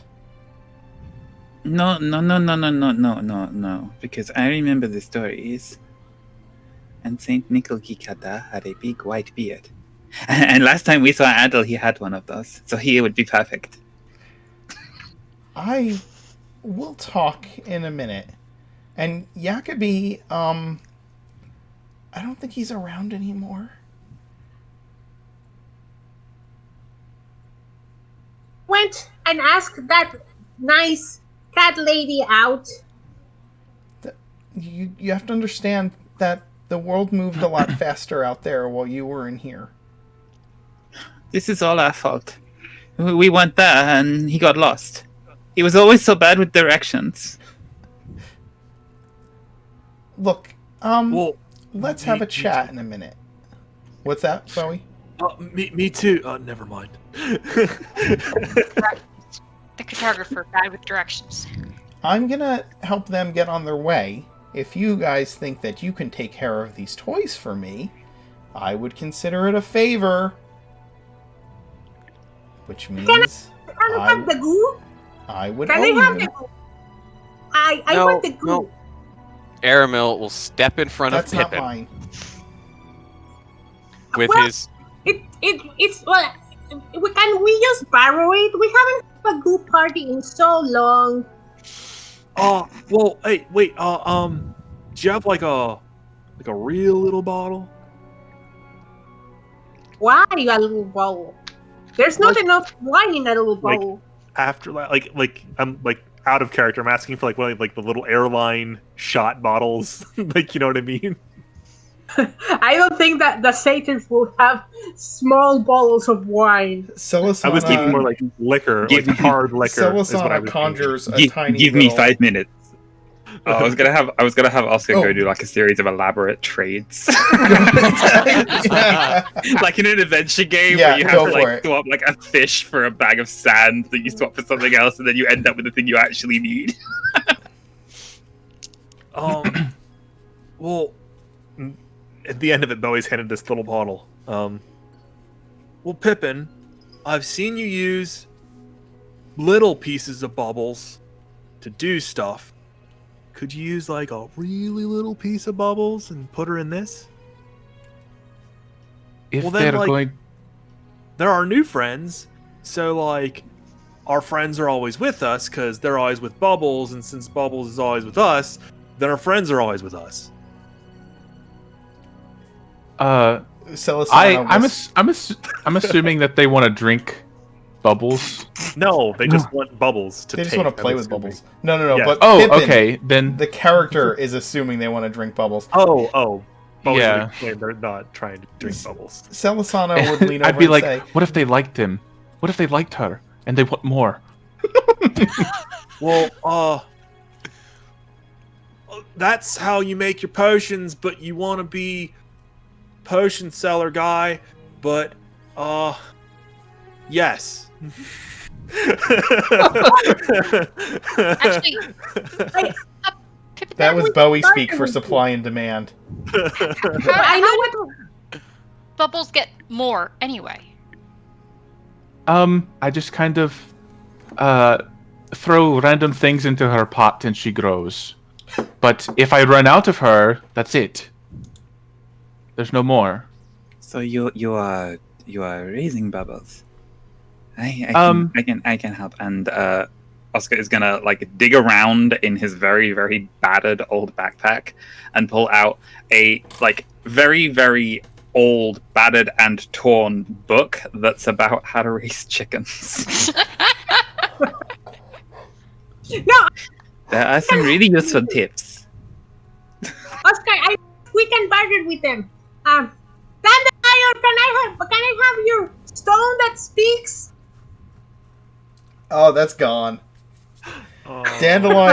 Dandelion sheepishly like looks down and starts like rubbing one of her hoofs into the ground. He took it away. Get away. The guy on the other end, he came and took it. Who is? He didn't barter with you. He just took it. Yeah. He had horns, but he wasn't a satyr. Tiefling. I'm pretty sure it's probably someone's like death's descendant or something like that. That's very rude. We need to talk to them. Why is tieflings always go and break your heart? He was really mad. Oscar is just gonna like pull Dandelion into a hug. So what did Don't worry, Celisana say? you come and dance with me, and you will be feeling a lot better. He's just gonna like dip into the mix, and like after 200 years is like semi in step with like the weird cadence of the stage dance, but it's still mostly like stumbling and tripping up every now and then. Celisana has asked if you and Oscar would deliver the toys, Piper. And you will owe us a favor, right? I'll owe you a favor. Anything that I want.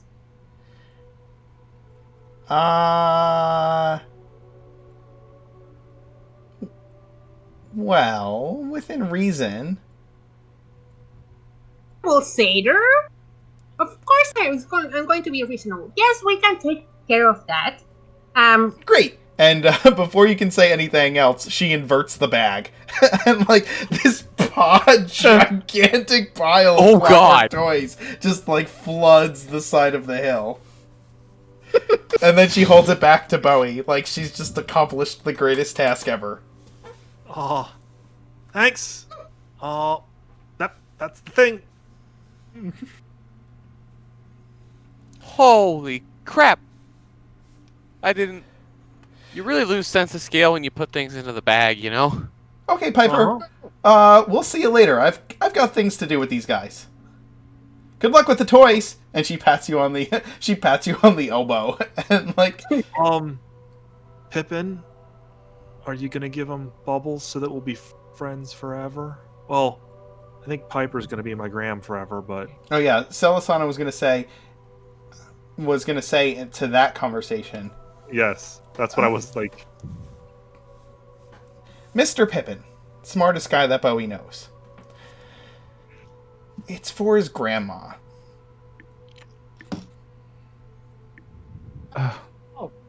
All right, give me the glass. I don't know my pants.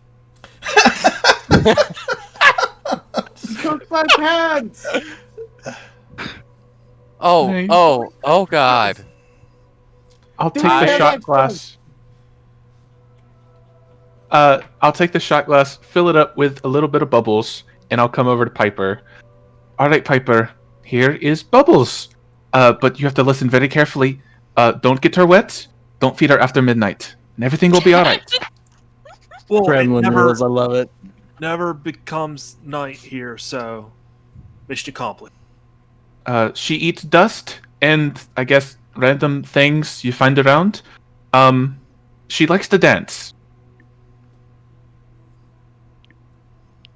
Be perfect. We want her so we can have a better party, a goo party. We want all of us to be covered in goo. That sounds terrible. Is like little mini bubbles like Bubbles the Third, like mini flexing, like. Sure. I understand it now. 'Cause I have a 19 in my strength. Because of the gloves. Selisana kind of grabs your hand, Bowie, and says, "We should go before we get sucked into the party." We Hey, Grask! Hey, no, well, I mean, if it feels good, do it, but, I need him back! Take him in a century or two. Don't worry, we will take care You know of what? him. No, this is it. And I am going to. He is going to enter a rage, but it's like a. It's like forces his way out. And he's like holding one of the smaller. He's holding one of the smaller satyrs in front of him. Well, he shouts, "I don't know. My bag has pants in it."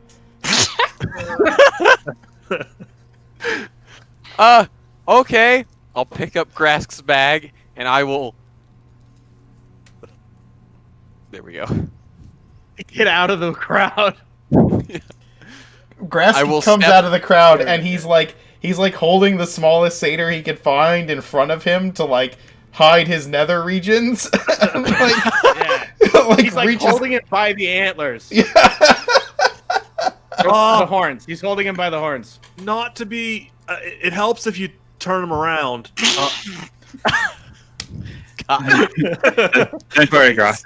And Leopold is going to stand and present his shield as he like stands in front of Grass to this like crowd of satyrs, and is going to use Channel Divinity for Order's Demand and issue the order of drop it like it's hot.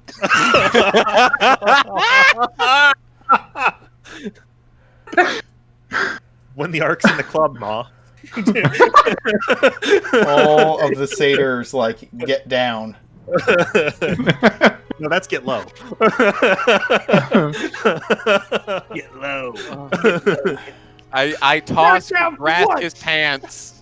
I toss Grask his pants and then I use the bag to like... over the back of my head. The satyr goes flipping backwards and lands on its hooves, just in the middle of the crowd that has like, and everybody cheers. It's like that. I could just imagine that moment. Have you guys ever seen that video where the guy was like he just finished the guitar solo and then somebody whips an open can of beer at him and he straight catches it? Yeah. You seen that? Yeah, that's what I was thinking. Is that Grass just did that and he like lands and everybody freaks the hell out because it was awesome. Exactly. Right. Grass he takes his coat off and ties it around his waist while he gets his pants on because he's not a heathen. It was one hell of a party. How does Grass tie his coat around him? He doesn't have sleeves on his coat. Yes, he does. Yeah, his coat has sleeves. The Xander's coat has sleeves. Yeah. It's got long just really sleeves and a fur line. Yeah, it's just super open in the front. Yeah. Gotcha. Selisana leads you around the outskirts of the Bacchanals to get to your next destination. Before Bowie leaves, Viper is going to go and give him a hug and a kiss, and she's going to say, "I hope you get better and you get cure of monopoly and monogamy." And she will cast. She will try to cure him, and like, if you need to come back, just speak to a tree or a dryad or something. I will get a message eventually, and I will go and pick you up. Okay?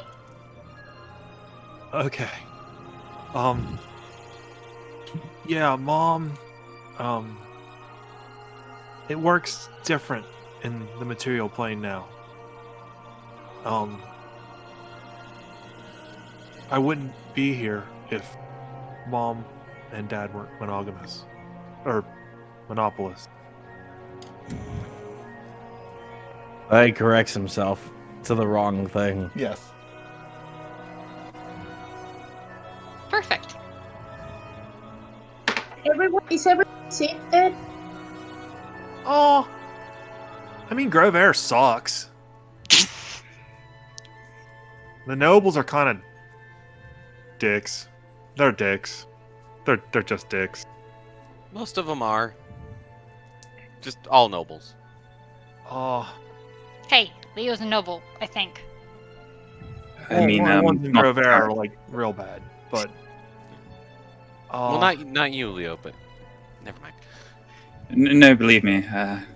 Several of the people I ran in circles with growing up were quite the dicks, and not in the fun way.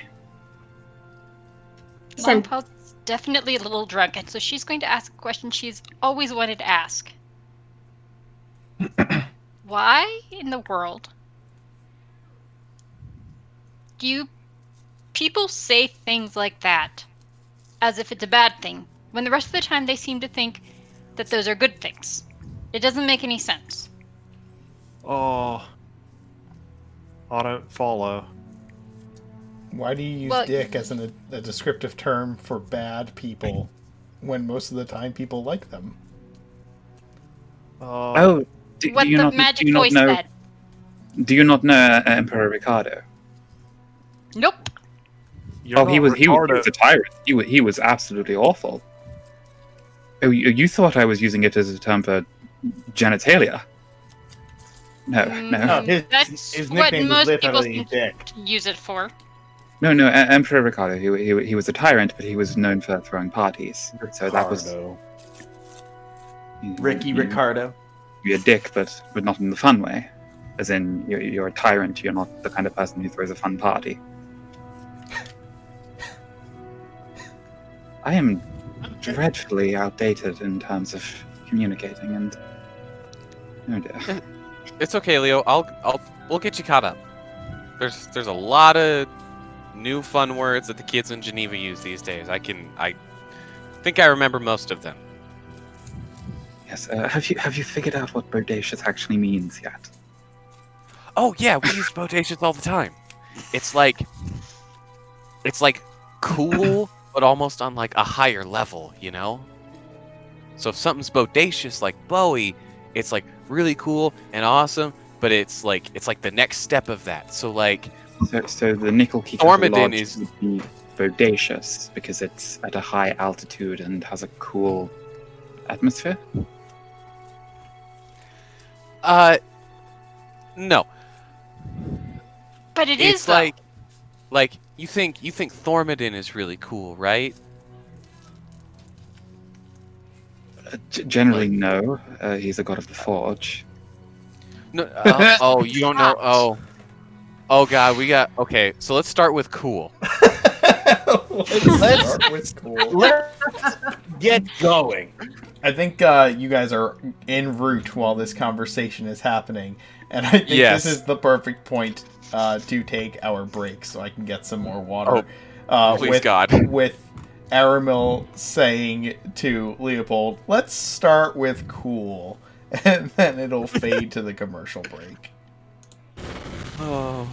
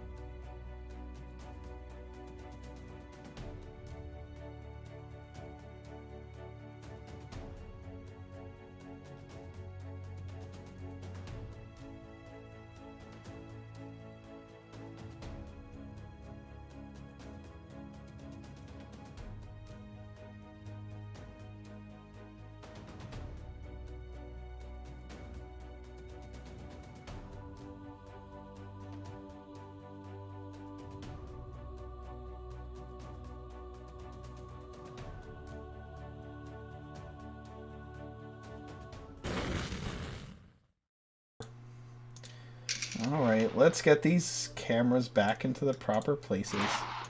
Again.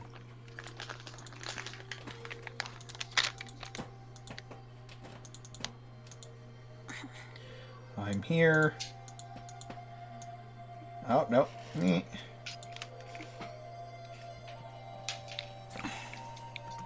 I'm not Pippin.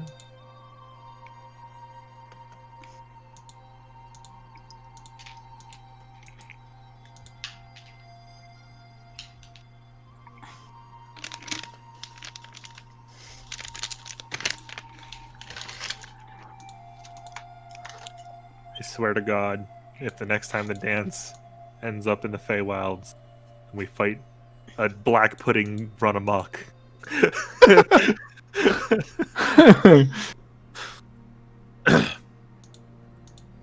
It's just a gargantuan black pudding just filled with weird random objects of Lots of flowers. There should be lots of flowers inside of it. just flowers and like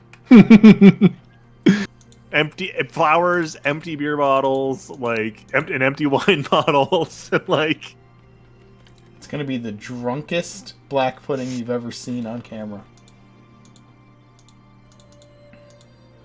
that's weird. Doesn't taste like pudding shots.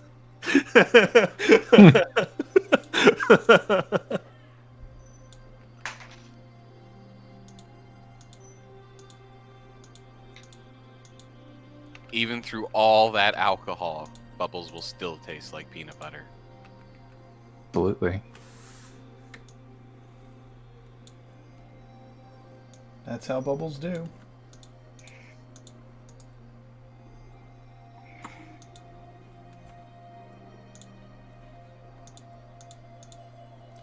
Sorry that we have to manipulate the cameras every time that somebody comes or goes, but unfortunately, that's what you pay for the price of better audio. Oh, I thought somebody was going to tell you I was going to be right back. Sorry. Yeah. Oh yeah, we knew. It's just that you coming or going does not affect the cameras, so I was able to get us back on stream to and start getting the cameras in place. Which why does it do that?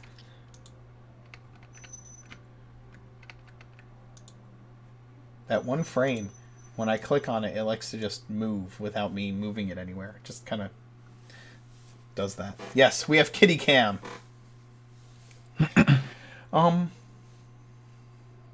So yeah, we Celisana leads you around the outer edge of the Bacchanals. You can continue to watch and hear the jovial satyr party Asian. going on down Bowie below. is like, now that he has the bag of holding, like as we're passing trees with tables of wine bottles, he's like throwing wine bottles into this bag of holding. Like, that's for later. That one's for later. Like,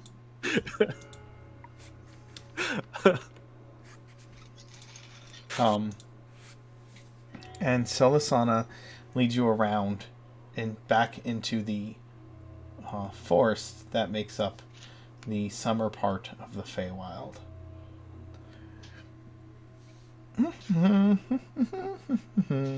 She's just humming to herself as she walks. Hey, Celisana, while we're walking and we've got a little bit of time, I've actually got a question. Shoot! Have you ever been to the first home of the elves? I've been everywhere. I kind of am everywhere on the material plane. Right. Do you remember what it was like?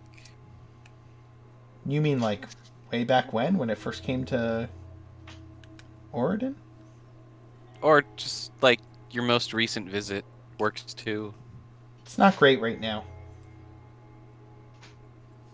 What do you mean? No, that's part of why I need your help here.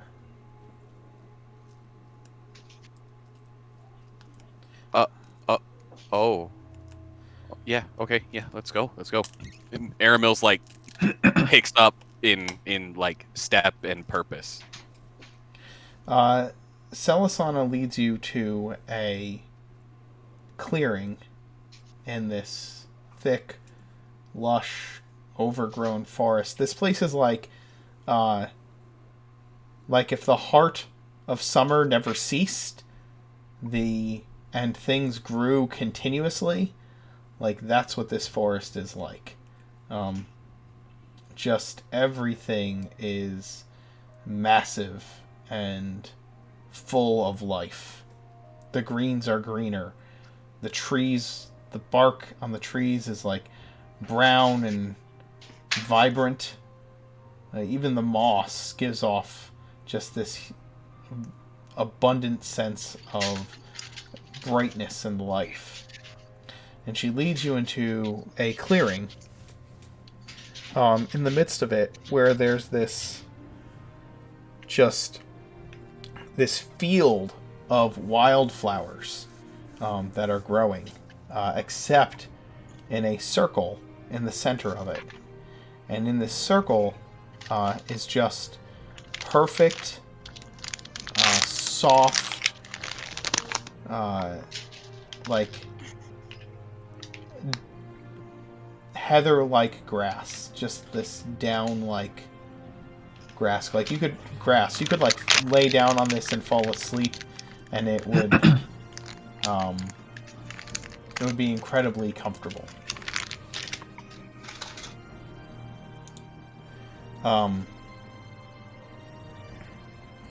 But around this circle are 3 indentations in the ground, and there's nothing growing there. It's just kind of like a it looks like there was something heavy that was sitting in this dirt indentation that got removed, and now there's just the indentation in its place.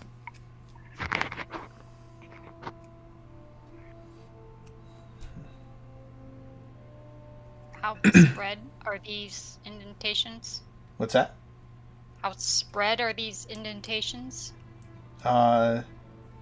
They are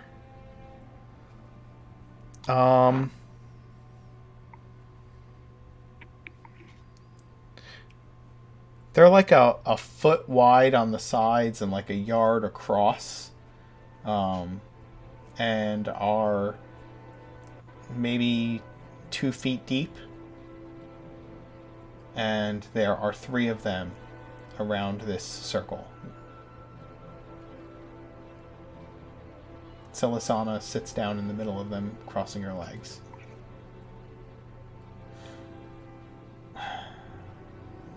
You guys recover stuff, right? That's what your name says. Yeah. Well, I took care of your toy problem. Now they're going to get delivered.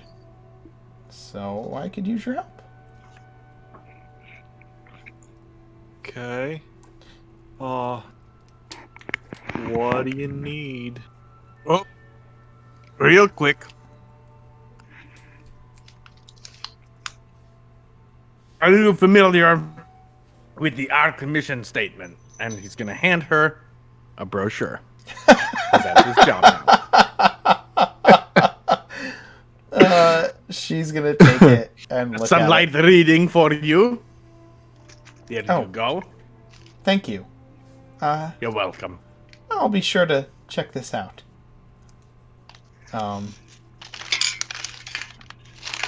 She like tucks it into her tunic. What used to be here? I'm glad you asked that. Oh, you know what? I have Arrow and Longpaws in the wrong spots. Eep. Well, we're not changing characters? Neat.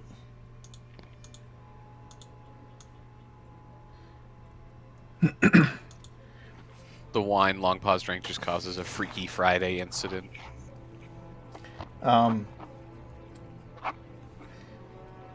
These used to be a gateway that went from the Feywild to the ancient forest, which is where you all need to go. The ancient forest is really big. Does it go to where we want to go in the ancient forest? It can, with a little nudge. More importantly, you see, when the elves first left here and went there was a deep connection between the two places that helped the elves remember where they came from. It helped them maintain some of that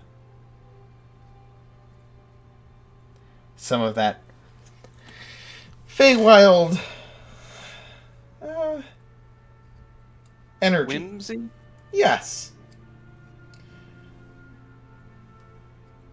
I don't know if all of you are aware, but there are some scary things going on in the world right now. Like, worse than our taxes. Yes, Bowie, unfortunately. Oh.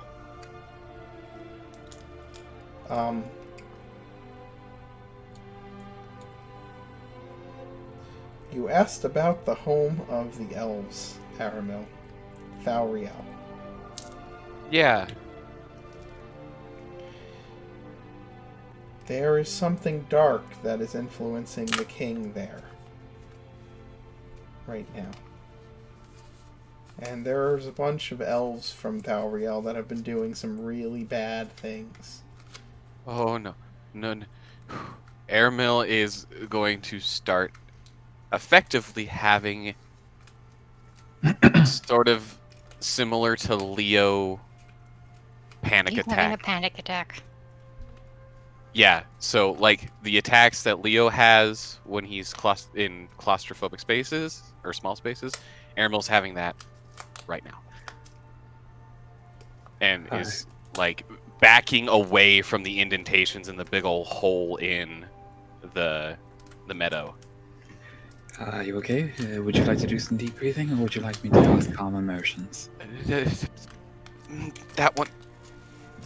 Leopold will make the gestures and cast calm emotions to give Aramel like a little moment of calm to come to terms with this quite shocking information.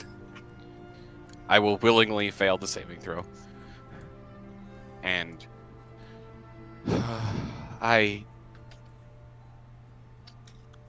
damn it. All of you may not know it, but your next adventure is very, very important. Randolph? I like important adventures. Randolph asked you to get a book, right? Yeah. Yeah. Well, a bunch of documents and stuff. Who's Randolph? Demons. Merwin's Guide to the Infernal Hierarchy. Yep, Yes. That's the one. It's important that you get that to him. So he is a good guy? He's a little uptight, but yeah, I guess he's still a good guy. Okay. Wait. Really? Yeah, Aramil, really.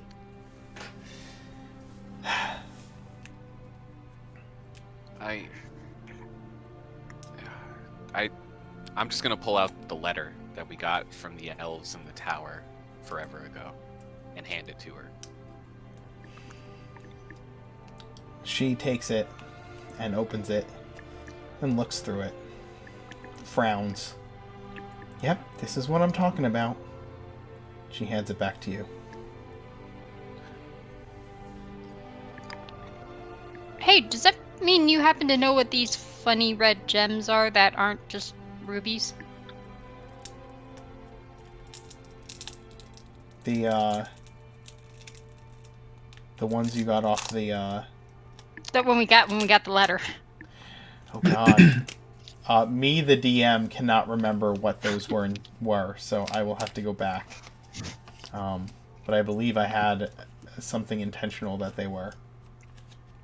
I will have to get. Actually, give me 2 seconds.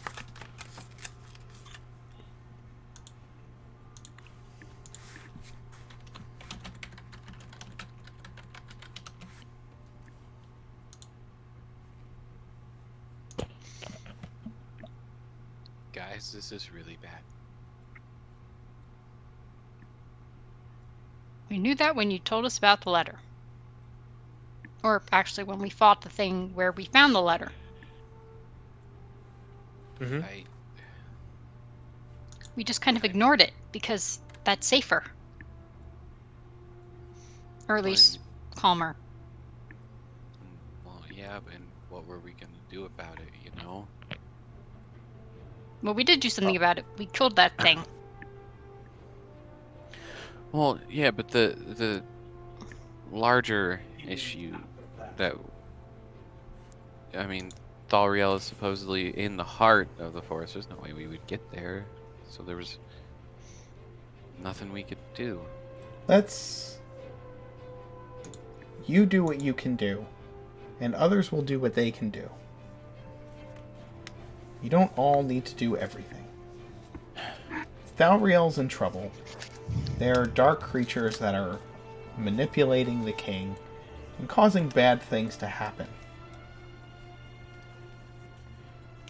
Getting Randolph that book will help.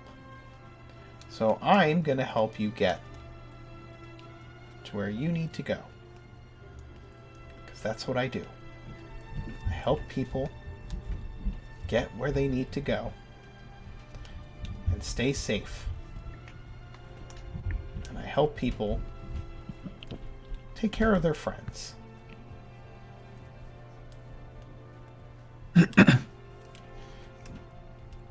These 3 stones that were here created a similar circle to what Bowie used to get you here. But rocks instead of mushrooms? Yeah. It was a more concentrated conduit between the Feywild and Oridon. And it was one especially helpful to the elves. But it's gone now. But we can fix it. If I might ask, Leopold's going to take off his clockwork amulet and just hold it out. This amulet, it has some attunement to a plane of order. Is it similar? The stones are attuned to the energies of this plane. She nods. Then if we are able to find them and return them here, would that restore the gateway? That's what I'm betting on. And the gems that Longpaws recovered.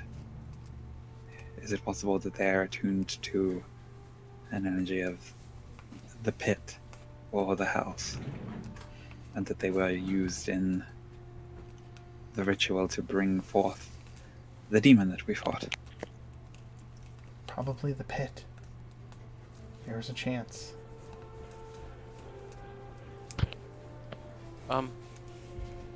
Leo, what's the pit? Oh boy. There are... Oh.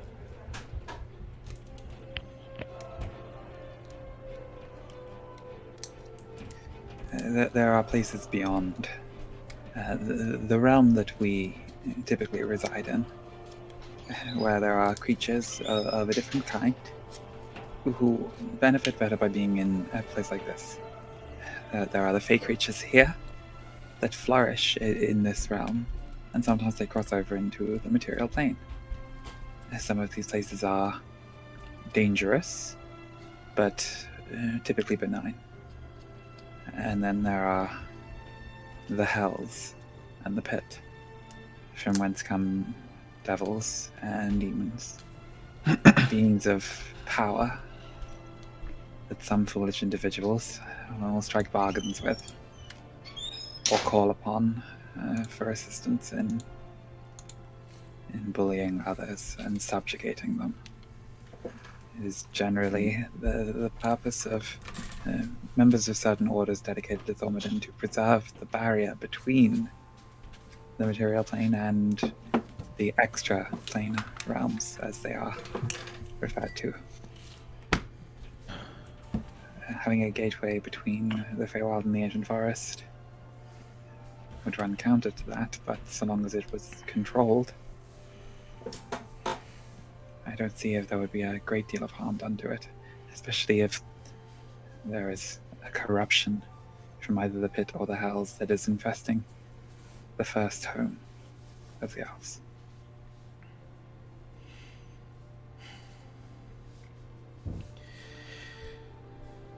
Well, anyway, that's not what I need you to do right now. So, don't worry about all that.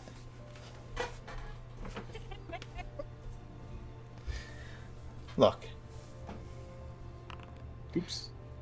These were, That works. These were taken by, the rock collector. He's like an old fae. He's a little crazy. And, I want you to go find him and bring him back. He's somewhere in the Feywild? Oh, yeah.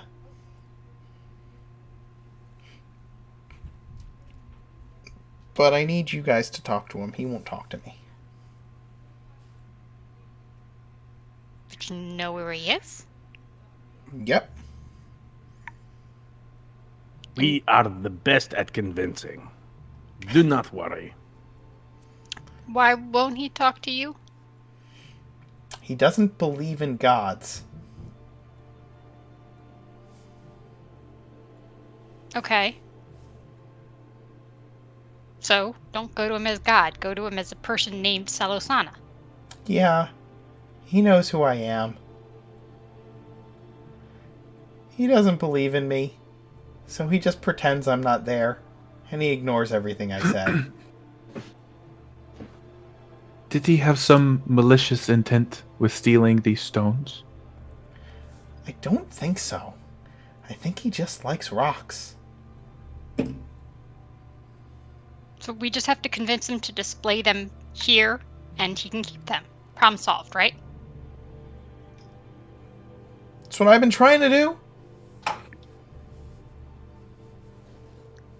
Right. So Bowie or Leo or somebody who knows how to talk to people, you'll convince this guy that he can have his rocks just fine. We just want him to display them here so other people can enjoy his collection.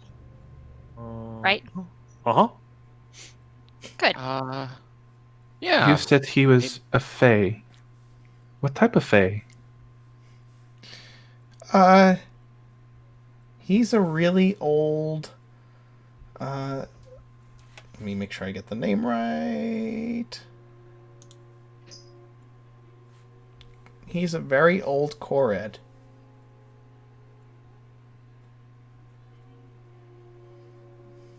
Bowie, is that a relative of yours? Oh. No. They're kind of like dwarves, but fey dwarves, and they have like really nice hair and beards, and they're very proud of it, and they like rocks and stuff. Leo, your brethren.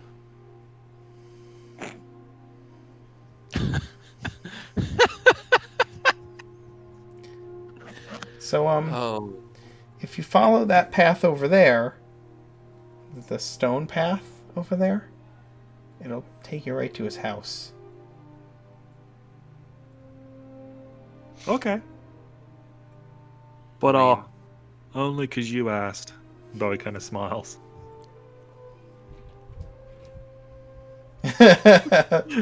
Just like that. That's adorable. Yeah, let's Let's go speak to a rock guy. You guys should go ahead, and Bowie will catch up. Okay.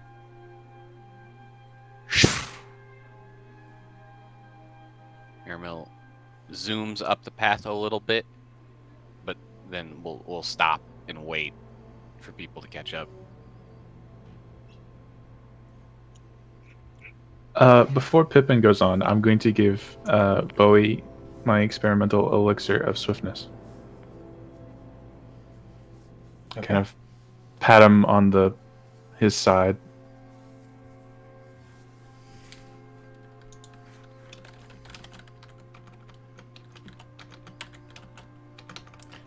You should have just been the centaur. That would have been awesome.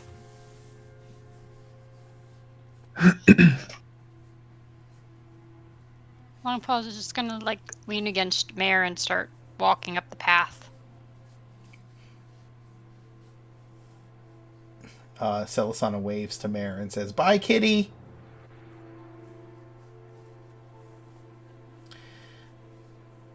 She waves you over, Bowie, and pats the ground next to where she's sitting. I will pull up a patch of grass. She looks around to see if anybody's watching. Okay. Don't tell anyone I'm doing this. She holds out her hand for the horseshoes. Oh. Under the horseshoes. And I'm in your centaur. Do it. she starts she's like absent-mindedly like manipulating them in her hands while she talks to you. Mm-hmm. So those are your friends? Mm-hmm. Yo. Yeah, Grask is kind of a klutz sometimes, but I like him a lot. He's like real strong and stuff.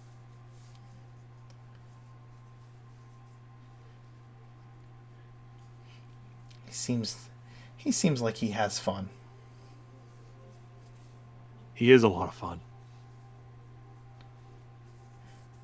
He handled those other satyr all right. Some people get a little overwhelmed when they first get into the bacchanals. He did okay. I think so. So Leo's your best bud. Him and Aramil, we do pretty much everything together. But when it gets dark, Leo and I have to stick together because we can't see in the dark either. So it works out better if we're just like gotta stay away from corners though. Freaks him out. Messes Find with people his, together. Equilibrium or something. I know a lot of people who don't like being backed into a corner.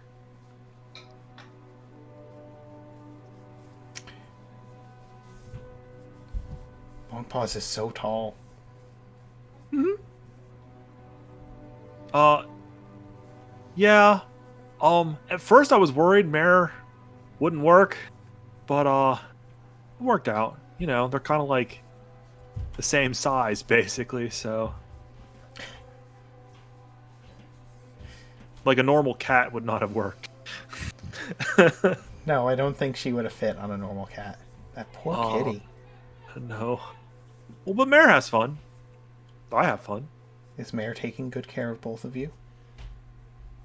Well, when she's not trying to eat innocent little mice, yeah. But for the most part, yeah. Well, cats do what they do. Yeah. But the mouse did invite us into his house and everything, so thought it was kind of rude.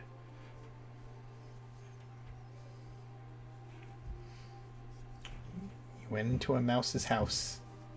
A house for a mouse. A mouse house. She finishes manipulating the shoes and hands them back to you. These should work. You just gotta get them attached. Okay. Um. Bowie kind of looks at them, And it's just I'm guessing it's just a pair of them now. Yep. Hmm. She You doing okay, Bowie? Yeah.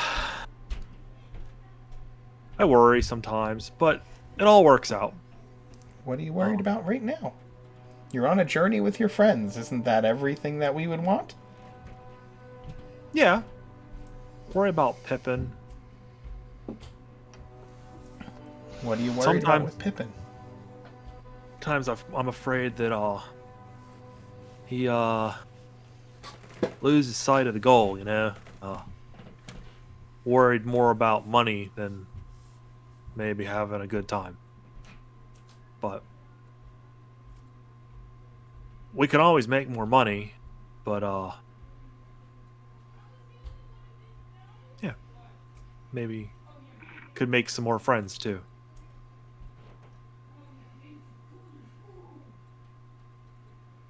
Maybe he needs to worry about the money so that you can worry about the friends. Huh, yeah. Well, that makes a lot of sense.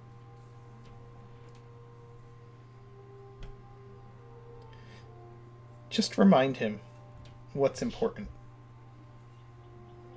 Okay. I can do that. That's your job. Yep. How can I help? And I don't know. You're doing a pretty good job now.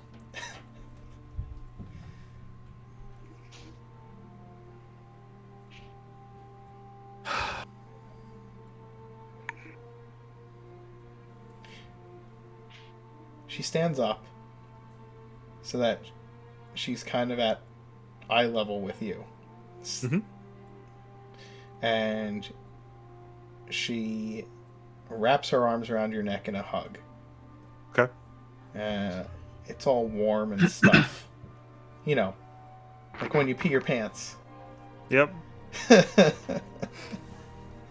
And Bowie just kind of says to her, I love you. Thanks for all the help. She just kind of steps back and puts her hands on your shoulders and smiles. Now, you go get those stones and make sure they're okay. Will do. I'll meet you back here when you're all finished. Yep. And she turns to skip back into the summer forest.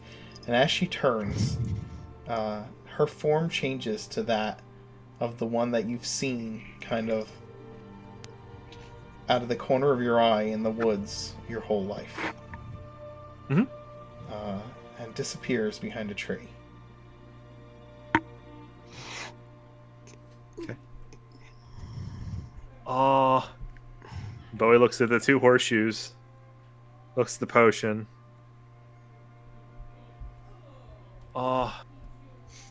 Okay. Drinks the potion and like starts heading out after everybody else. Okay. You catch up to them pretty quick. Yeah, it's 45 feet movement speed before I dash, so Nice. with a dash it's 90. They're down the path.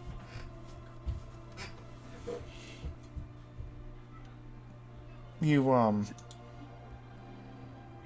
Bowie runs up. You kind of see them as you're running up close. You guys can hear his hooves clopping against the cobblestone path that you're walking on. It is overgrown and mossy, but still cobblestone. So, Barry, I must say you are moving at a radical speed. Is that right? Yeah. And if you can figure out how to put these on me, Bowie hands Leo the two horseshoes now. I'll move at a really radical pace. They're like these. They're a pair of horseshoes that will fit his hooves. That instead of just like going on the bottom of them, they come up a little bit onto the hoof. Like that's where the excess material has gone to, and so they will like come around. Like it wraps up over the nail like Yes. a cap. Yep. Exactly. So he has platform horseshoes. It wraps up over the cap, and they kind Disco of never have died, baby. Disco never died. they have a pattern like hot rod flames worked into them now. Yup. They're not painted. They're just like in the shape of the hot rod They flames. should be red. Now Everybody somebody knows red ones go faster. Somebody give me a fly speed. Let's go. Oh, fuck. Zoom. Once Bowie hits 80 feet around, you're gonna see some serious shit. That's not that far off, as a heads up.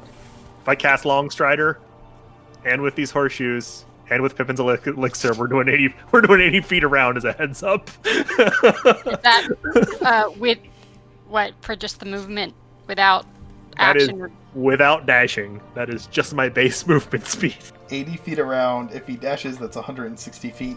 You are still almost only about half as fast as a Quickling. Here's the thing. Here's the thing. Expeditious Retreat exists, and one of the feats I'm considering is the mobile feat. For 10 more feet, and no opportunity attacks. Oh my gosh. We give Bowie the Javelin of Lightning. That is not And then what. he can literally do the Flash, where he just runs around somebody and then hits them with a lightning bolt. You would have to. You'd have to hit everyone that you provoke No, you attacks of opportunity from. You don't You have still to hit, provoke attacks of opportunity if You you just have to if make you a got swing mobile, against- right? you just have to make a Right. swing. Yeah. Hit or miss. Yeah. Yeah, but you have to make attack an them. attack. You have to make an attack. Yes. Right. Okay. Yep. So he has to figure out how to do little AOE attacks so that he can hit a bunch of them. Or try I mean, to what hit he a bunch of needs them. is if he wants to be immune to AOs, he needs Zephyr Strike. You want ridiculous speed. You can't get it though. Anywho. No. Anyway, One level in let's figure Ranger. it One Bite the level bullet, in Bowie. Ranger. out. I mean, I only need more wisdom for that. Yep. Hands in the Haste. Leo. Whenever we take a break for camp, can you figure out how to put these on? They're already like fixed. Do you have like the tax? Well, we are going to see what's been described as a Fey dwarf. If they are like any standard dwarf, they should have perhaps an anvil and forge that I would be able to borrow. Seems a I little should racist, hopefully be able Leopold. to anesthetize you to the worst of the pain with a calm emotion spell and then nail them to your feet. If you do it right, it doesn't hurt. Yes, and this is the point. If I do it right, I am not a farrier by trade. Then might I suggest we try the glue method? I'm a doctor, not a farrier. We have bubbles. You. Yeah, how strong is peanut butter? I don't know. It kicked through the roof of my mouth.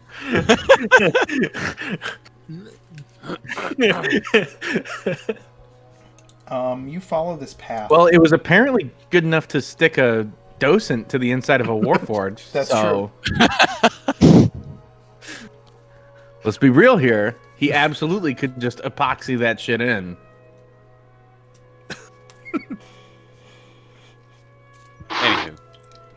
Anywho. At the end I of the agree with path, I agree with one page mage on this. There's a certain level of irony trying to glue something to a hoof. Yes. Just turn Bowie to glue No. and then glue them to. I'm just kidding. As you continue down the path, you see up ahead a stone,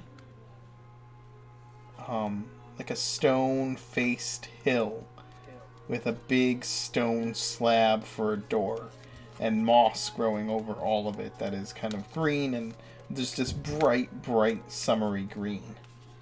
There is a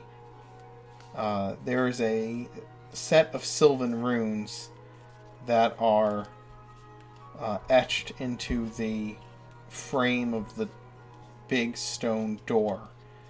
And the path leads right up to it.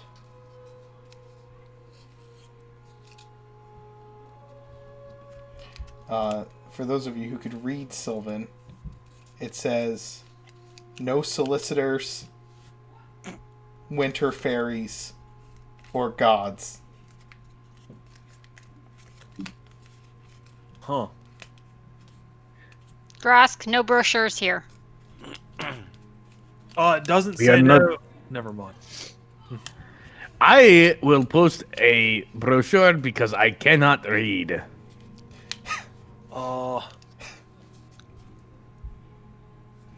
That's not what it says to me.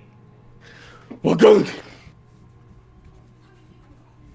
Does anybody respond to his pick knocking?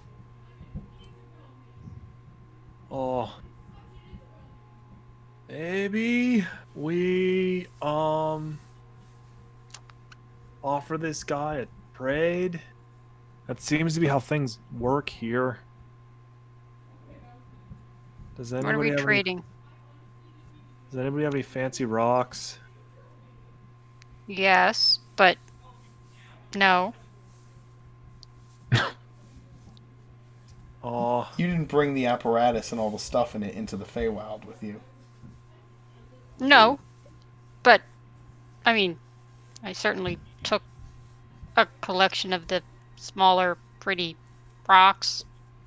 Come on, I pulled aside all the ones that looked like mare's eyes and stuff. Okay.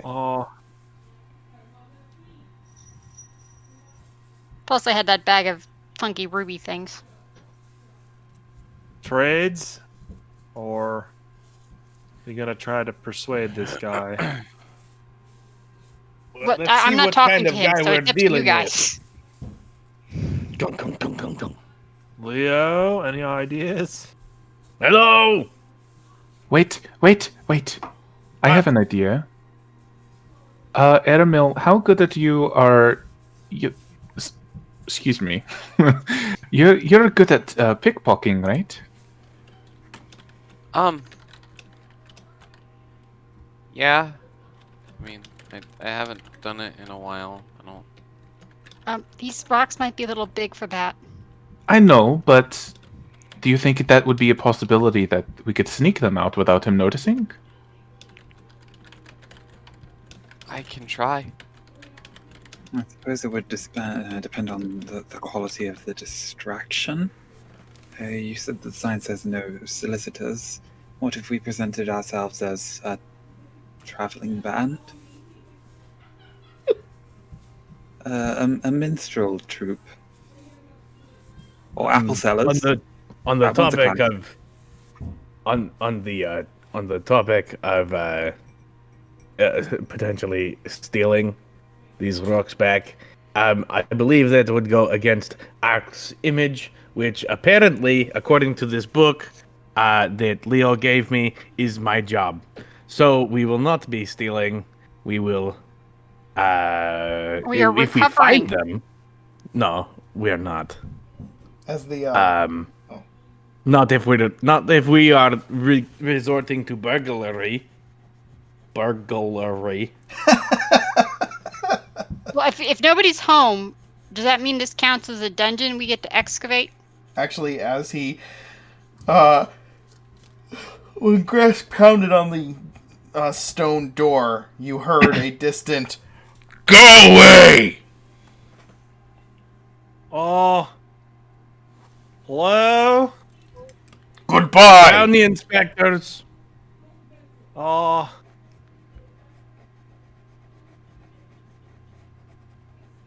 Season's greetings. We are carolers. Have you heard of guys help? Excuse me. Do I you want to buy a know rock. Do you know the Muffin Man? You're the rock guy, right? That's incredibly Rude. Well,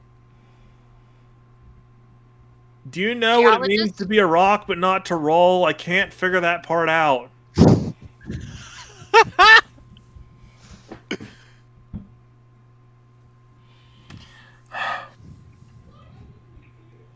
The stone door begins to slide slowly open.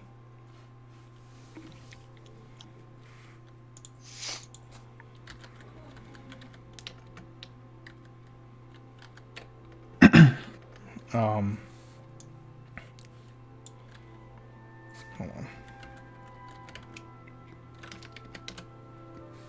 on. Real quick, I'm going to psychically link with Pippin,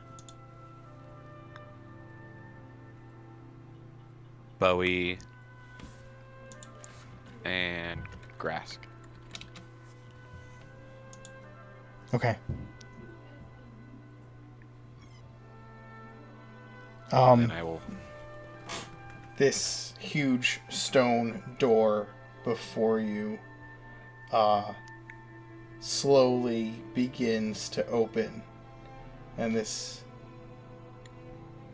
you see just beyond it at first is darkness, and then as it swings the rest of the way open and light comes into this cavernous entryway, you see the 3-foot-tall fey creature standing in the midst of this gigantic opening with this big stone door. He has a stone staff that has cords of iron that kind of swing lazily down from this iron walking stick, and he's got a thick beard that reaches down to his feet, and thick braided cords of hair that come down his back and also reach down to his feet. He's kind of got a gray, stony skin and a wild look to his eyes. Like, one eye is kind of like wide open in shock and the other eye is squinty. And he's looking at all of you with this... Leopold is going to put on to his face like the most glazed, vacant himbo expression he can manage. Hi, it's so terribly nice to meet you. We had a friend in Dragon God Keep who has been on excursions here into the Feywild, and he told us all about your wonderful rock collection. Oh dear, what was his name? Dreadfully sorry. Bowie, show him the orb that we got at the shop. Oh.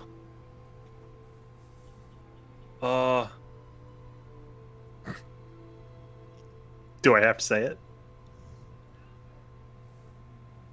Want to see my balls? The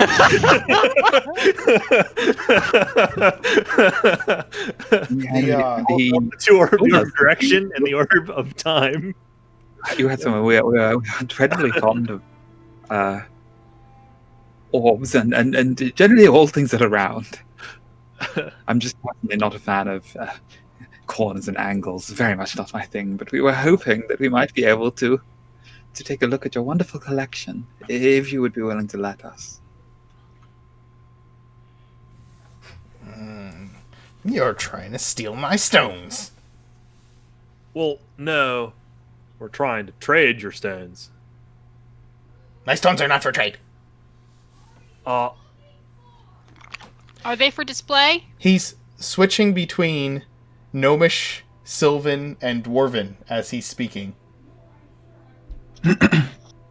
I speak all three. I'm Are they useless. For display?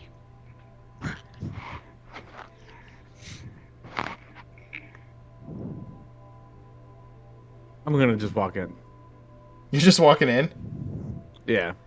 Grask starts to walk in, and this old, grumpy half-crazed, hermited Kored turns and whips his staff in Grask's direction, and the corded iron braids that are like swinging lazily down the staff whip out towards Grask. And I need you to make a dexterity saving throw, Grask. Dexterity saving throw. Yes. Alrighty. 15. The cords wrap around your ankles and pull your feet out from under you. You are currently grappled, and they slide up your body and restrain you where you stand. Don't you go in my house, thief! Oh, He says. okay. He. That was cool, but a little mean.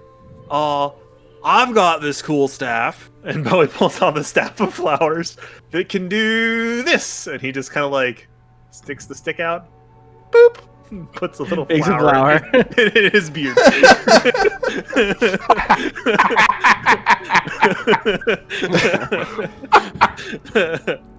A pansy. He's Make like it a pansy.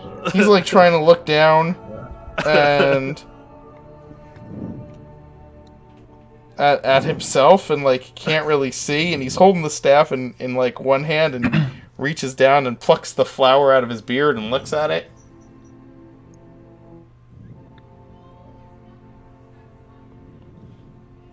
How many of these can you make? He releases Grask from the restraints.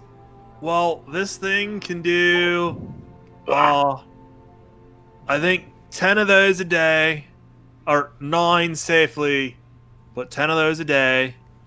And then, if the guy said it's true, if you put them in dirt, they'll just like regular grow.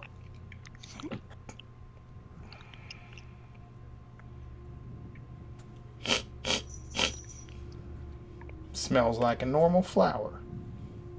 That's because it is a normal flower. Except for the part where it grew out of your beard. It's a bearded dragon lily. He turns and walks over to Grask. He tries Dwarvish, then Gnomish, then Sylvan, then Common. And says, Yes. Why are you trying to get in my house? We need... Well, I am glad that you asked.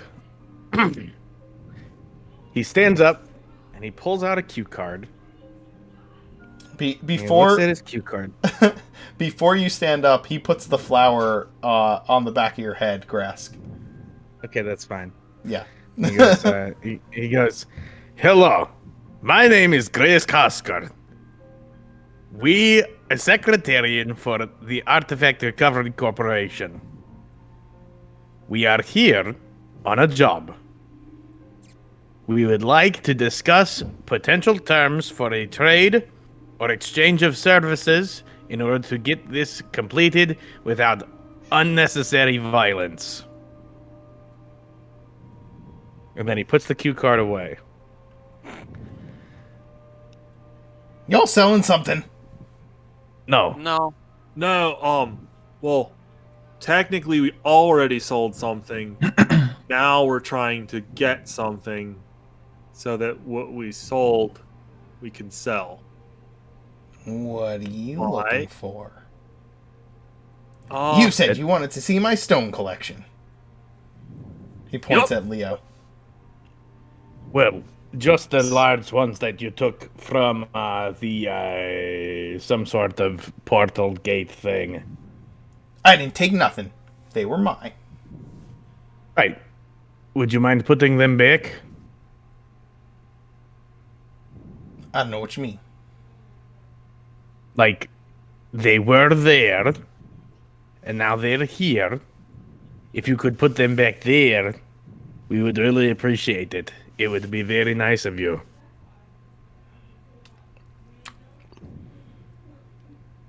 You want me to give you part of my collection? No, No. we want you to display your collection. Could you just display it out there where it's like all set up to display it properly? You want me to let other people look at my rocks? What's the fun of having a collection if you never show it off? You could advertise. I am not to toot my own horn, but I am pretty good at advertising. But yes, you could sell the privilege of using the rocks. Seeing the rocks, viewing the rocks, anything.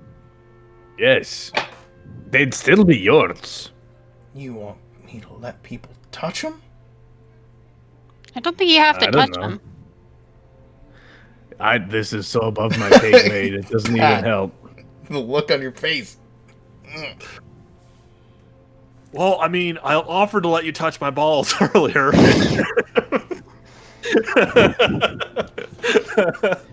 Can I use my read the opposition on this guy? Yeah. What are you trying to find out? Oh, you get to make a roll, and then you get to know 3 things, right? Yeah. Oh, yeah, that's a good start. Yeah. That's gonna pass. Okay. I would like to know his motivation with these stones. I would like to know how he feels about being small, and then I would like to know his favorite song, I guess. I fucking love that ability.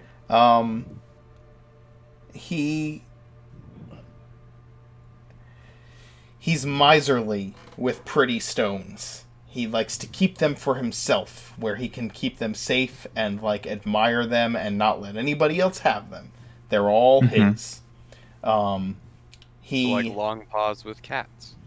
Other people can see them and pet them. They're just my Okay, cat. okay, I have a plan. We need to find a ghost of rock past, a ghost of rock present, and a ghost of rock future to come and haunt this guy. Well, we are in the Feywild. It's good to stick with the Christmas theme, by the way. He does not consider himself small. Okay. Everybody else is just too big. Doesn't matter. He like, if you were like, you're so much shorter than me, he'll be like, I don't know what you mean. And then body dysmorphia. He has size dysmorphia. He can't tell that Favorite he's small. song, We Will Rock Us.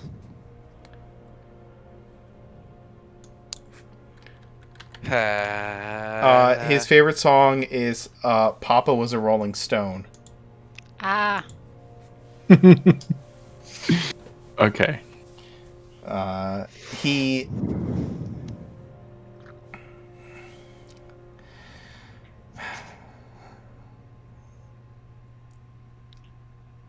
Now you're gonna have to come up with all that information, like when you're coming up with an NPC, Mark. I know I am. He is a little insane and a lot standoffish. He is stroking his beard as he looks at all of you with crazy eyes. He sounds perfectly normal. Let me get this completely straight. You want me to take my stones that are rightfully mine and are kept safe, put them out in the open where anybody can come along and take them, and touch them and look at them. And what are you going to do for me?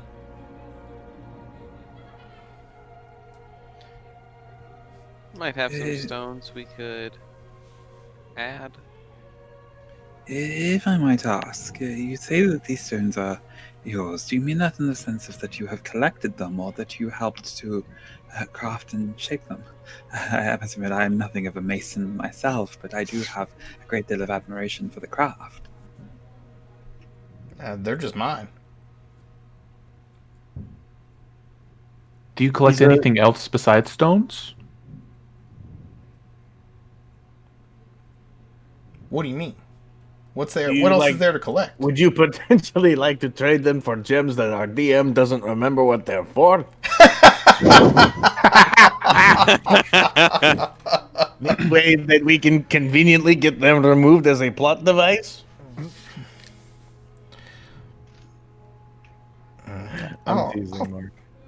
He starts to smile, like wickedly, and then cackle to himself. He's laughing and laughing until he's like... Laughing with him. Like, he is like consumed with this laughter, and then he just stops. Completely stops laughing. Looks at each of you. You want him that bad, do you? Oh. Yup. Mm-hmm. Alright, I'll tell you what. If you go get him, you can have him. You can put him back yourselves.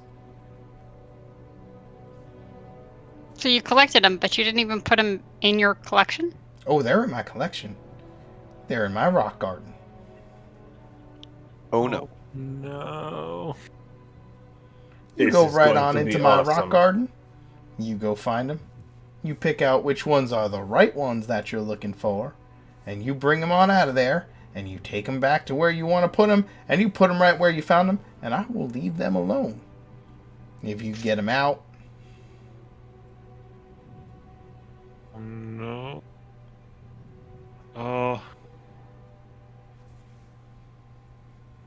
Wait. We're fine. Yes. Never It'll mind. be okay. Nope. Wrong spell. Yep.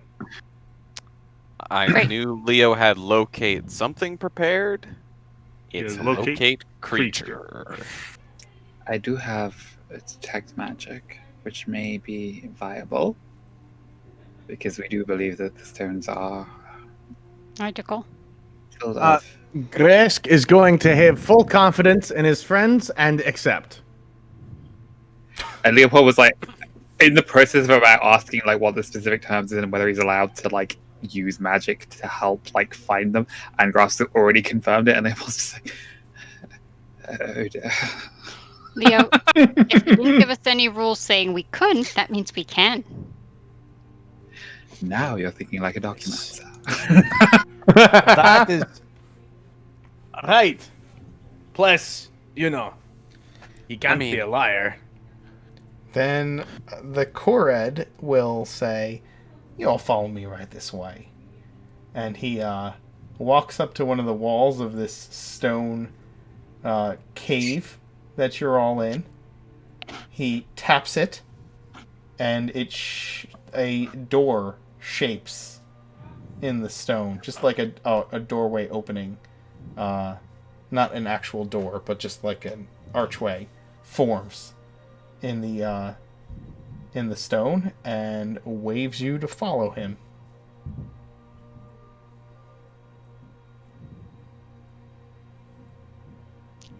Follow we do.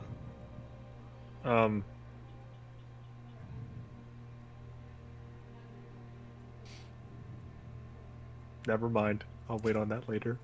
Okay. I have an evil idea. Does everybody follow him through the stone archway? Uh-huh. You all walk into the stone archway that leads to a cavern, and he peers out the doorway he's created, looks back and forth, causes the giant stone entryway to his home to shut, and then closes the wall back into a stone wall. And we will end it with the wall forming back into stone. Wait, as all. Oh. Is he's still with us though, right? He's still with you, yes. Okay, I thought he like walked back in and shut us in this fucking cave. I was like, that's no good. No. I'm not gonna let that happen. He stuck his head out of the opening that he was in, looked out in both directions, smiled wickedly, pulled his head back in, and then the camera just watches as the wall turns back into a wall, and that's where we will end it for tonight. I hope you all had fun. Oh man. Do some favorite moments here. Yeah. I got Misty Step. So, we'll do some favorite moments. Let's start at the end. Chris, favorite Grask moment. Oh shit, I don't know. Probably the B plot nonsense going on in the party. Goofing off in the distance. Oh yeah. And anybody else? Grask moments? Favorite Grask moments? Grask. Dio said Grask losing his pants. Yep, that's what I was going to say. I love that Grask is trying to learn his job. Yep. Agreed. Went to this Feywild. Not the first person to go to the Feywild and lose a pair of pants. Won't be the last either. Appreciate his brochure method. He's going to need to buy more daggers, though. Yeah.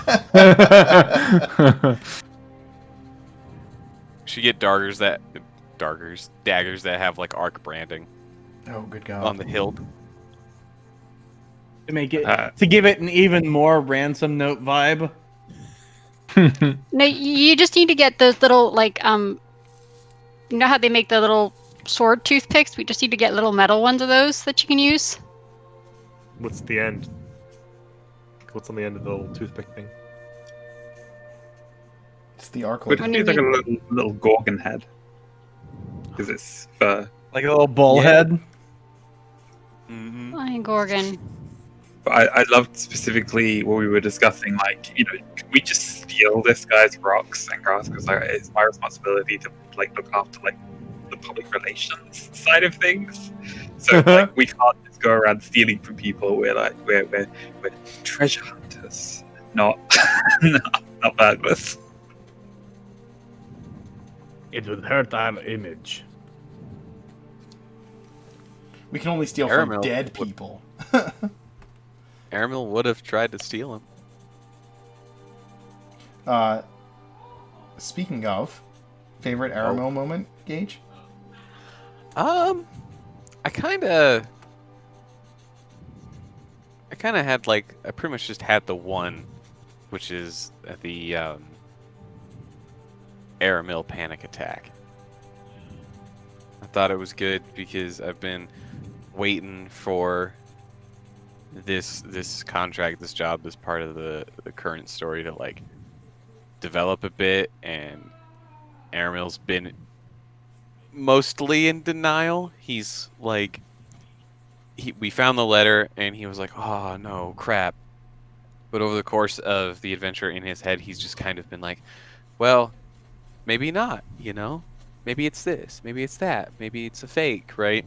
He went from accepting the idea to talking himself into denial, and so having it be solidified right in front of his face was nice, and it's probably the reality check he needed. Others? I just had a lot of fun little moments with Aramil today, just interacting, him pointing out that Leopold's beard started to grow in thicker, and then completely agreeing of yeah, I can try shaping you with a psychic knife. Oh, is that giving you a headache? My bad. and then try to explain the concept of bodacious, and then realizing oh, I have to start right at the beginning and explain what cool means. Way back. Yep. So I think my favorite Aramil moment was the interplay with Celisana. He's asking her thing, right? But he forgot that he gave her the gold coin. So she's friendly towards him. So it was kind of neat. Yeah. It was good. Mm-hmm.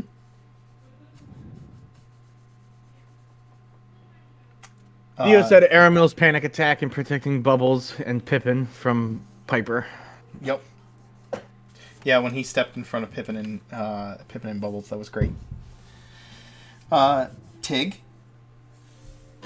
Tig, are you there? Favorite long pause moment? I'm hiding behind my kitty cat.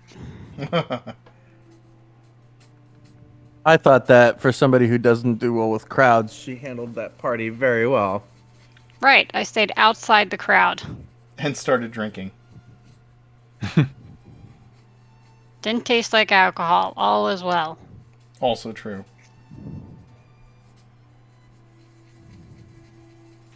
I just loved Logpaws bringing up like the logistics of, well, how long are we going to be in the Feywild? How much feed do I need to leave out for Dog and Biscuit? How are we going to make sure handling this? And the fact that Grask was just like, why are you worrying? And Logpaws just establishing like I've been the person feeding the animals. I don't know if you've noticed. Yeah,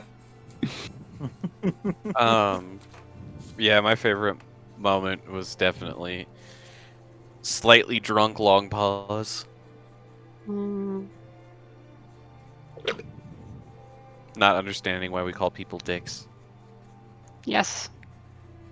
I did love Leo trying to explain that. Good explanation. Makes no sense. That was probably my favorite Leo moment. But again, it's just so funny trying to establish that because it's playing off of when Bowie confronted Rack, sorry, and did the whole like, oh, I know you're Richard Cranium, dick head. Yeah, it's just the idea that like that same thing existed back in the Empire based on like one of the emperors, and everyone knew that guy was a dick.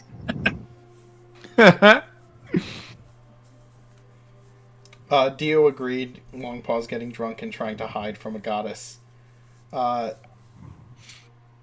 David, what was your favorite Leo moment? I don't know. Like it was just a lot of like smaller like interaction moments, I guess, for the most part. Or did I do a whole lot? I know Dio's giving a shout out to like you're probably really like distressed about the fact that his beard is like becoming unkempt. It's like trying to fit that standards of like he's trying to like maintain a level of like being himself, even though he's like financially not able to support himself the way that he was used to back when he was a noble.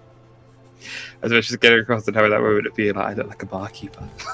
Yeah. I think it's funny that Leo has kind of like dwarf envy, but then like doesn't want his beard to grow big.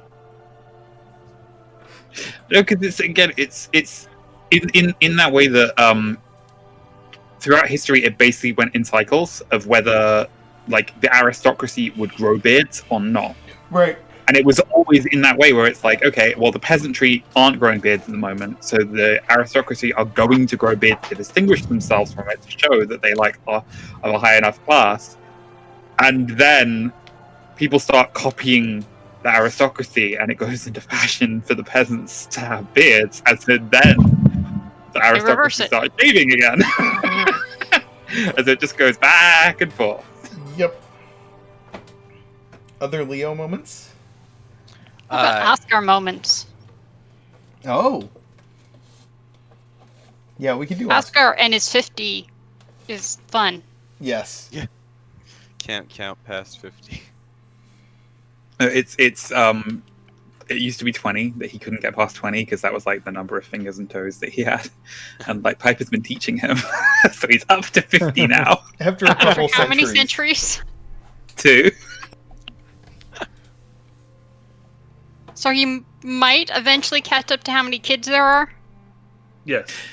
Yeah, but the grandkids is completely out of the question. There's like literally 420 grandchildren.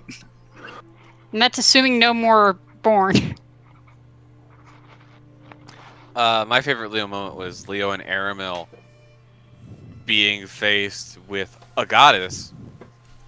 The second they stepped into the Feywild and be like, dude, what the hell are we looking at? And then Leo being all like, well, I mean, this is theoretically possible, but this isn't something Thormodin does, so I'm like... Adding to that, I love that Leo's like, yeah, Thormodin doesn't do this, and Selasana is just like, you mean this guy?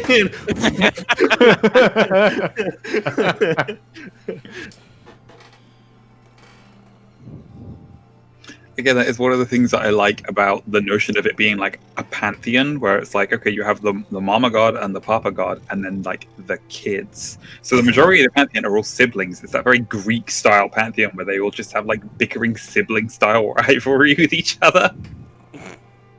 That's cool. And then like Selasana is basically that way, where she's like almost the Ginny Weasley of the pantheon. She's the youngest, and so she's like rebellious because trying to prove like, hey, I can be cool too. I feel like Selasana are just Fred and George Weasley. Selasana and Robin? Yeah, Robin are just Fred and George Weasley. In a way, yeah. That's more true than you know. Well, they're both... Pippin moment? Oh, sorry. No, you're good. Pippin moments. Curling up around bubble. Oh. Everybody talk at once. What's going on? I'm on 3. 1, 2, 3. We're all talking now. And nobody talked. Well, my favorite Pippin moment was interacting with Piper, and like I like to imagine that the idea of this tiny little bubbles turning into something monstrous that the Feywild will have to deal with actually flashed through his head, and like especially when she said, "We like to party. We all want to be covered in this goo that you have." It's like that is not a good idea to Pippin at all. But he said he finally got through and was like, "Why not?" Selasana will take care of him. I love that Selasana did her impersonation of Thormodin, and Pippin's immediate response was Duvidian.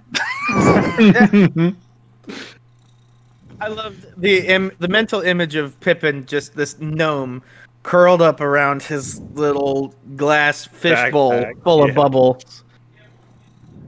Yeah, that's definitely my favorite moment, because in my head I picture Pippin's, or the jar that Pippin has bubbles in. I picture it like Gaara's sand gourd from Naruto, where it's very much yeah, pretty much the same size as him. So he's just like, no.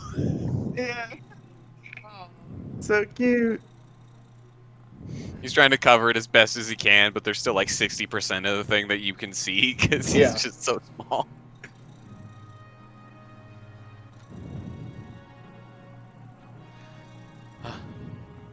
Pippin and Bubbles. Name a better pairing.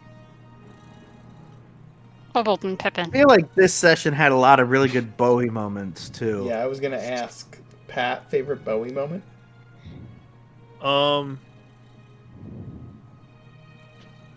Like it's I had a lot of good moments, but some of my favorite ones are just some of the double entendres I've managed to work in over the course of this session.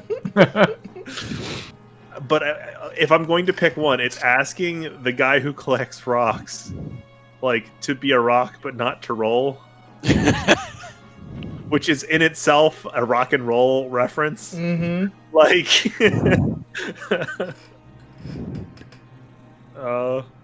yeah. I thought him getting to tell Selasana he loves her was very sweet and probably pretty profound for, like, he got to say it to her face. Yeah.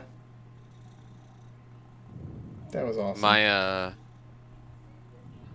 My favorite Bowie moment, and I don't even really know if this counts. I don't know. I got the vibe that even though Bowie was in the Bacchanals and it's like a place he's wanted to be for a long time, he was almost overwhelmed by the sheer force of partying that was occurring. Yes. Very much so. I want to know who the one is for Bowie. You know the answer to this. My brain won't think of it. It's Celisana. Yeah, he told her that he loved her today. Yes. Bowie is in love with Celisana. Yes. Yeah. Oh, can I change my Grask moment? Yeah. Oh, I forgot about that one, Dio. That's really good. It's like playing darts and hitting the barmaid. Hit the barmaid. My favorite Grask moment was the distant Grask, and then I just completely broke when I heard just barely through my headset, "Hey, give me back my pants." Yes. That's where I had to like mute myself and take off my headset because I was laughing too hard and I didn't. Oh God. Yeah, Chris's ability to do distant Grask shenanigans throughout adventures is pretty amazing. It's fantastic. Much loved. I have to say that, honestly, the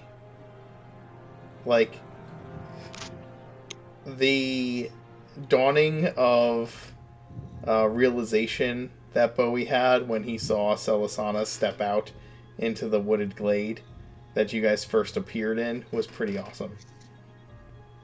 Oh yeah. I just loved Bowie's conversation with Celisana and just getting across that point of like, even Celisana like telling the party like he loves you guys. He loves each and every one of you. It's just like warm fuzzies. Yeah. To have that feeling of how close the team are genuinely getting to each other. It's Bowie kind of sinking in his own skin when she's telling everybody that. Like He did turn extra red a couple times. That was nice. Yes. It's very cute.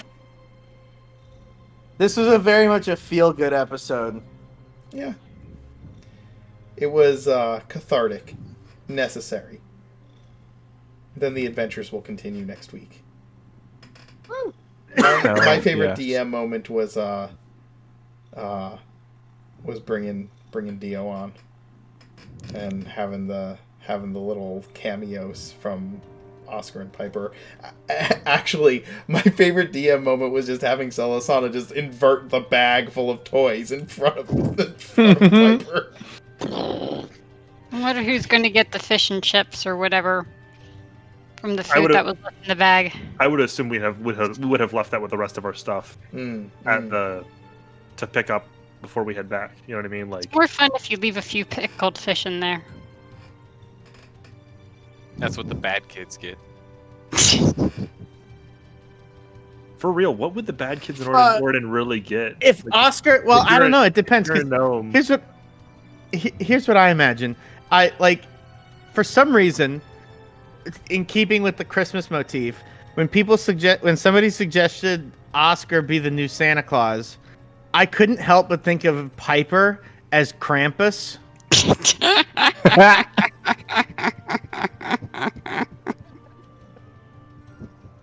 Oh, I know what you would get in Orden if Oscar and Piper run Santa Claus if you were the bad kids. Probably like a stone penis or something. No, I was gonna say it's like that one weird kid in the back of the class just professes their love to you, and it's like a love potion, but like somebody you really don't want. They give a filter of love to someone that you would never have that. This is the thing where I like is that like Oscar and Piper were genuinely like the moral center of the party, who were way more on the side of like neutral to lawful good. And it's so funny that they're like the two chaotic individuals who are now just running around in the Feywild in the Bacchanals. But they do still have that sense of like, I don't think they do anything mean to the kids that are on the naughty list. It'll wear off eventually. By the time they're delivering the presents, they'll have somehow grown bubbles to a size that they can part it out too. So that's the thing, is Pippin will eventually get his wish. It'll just be because Piper and Oscar have been dropping bubbles off at like Bad Kids' house. Yeah. There are bubble potions in every home. Every house. Oh my god.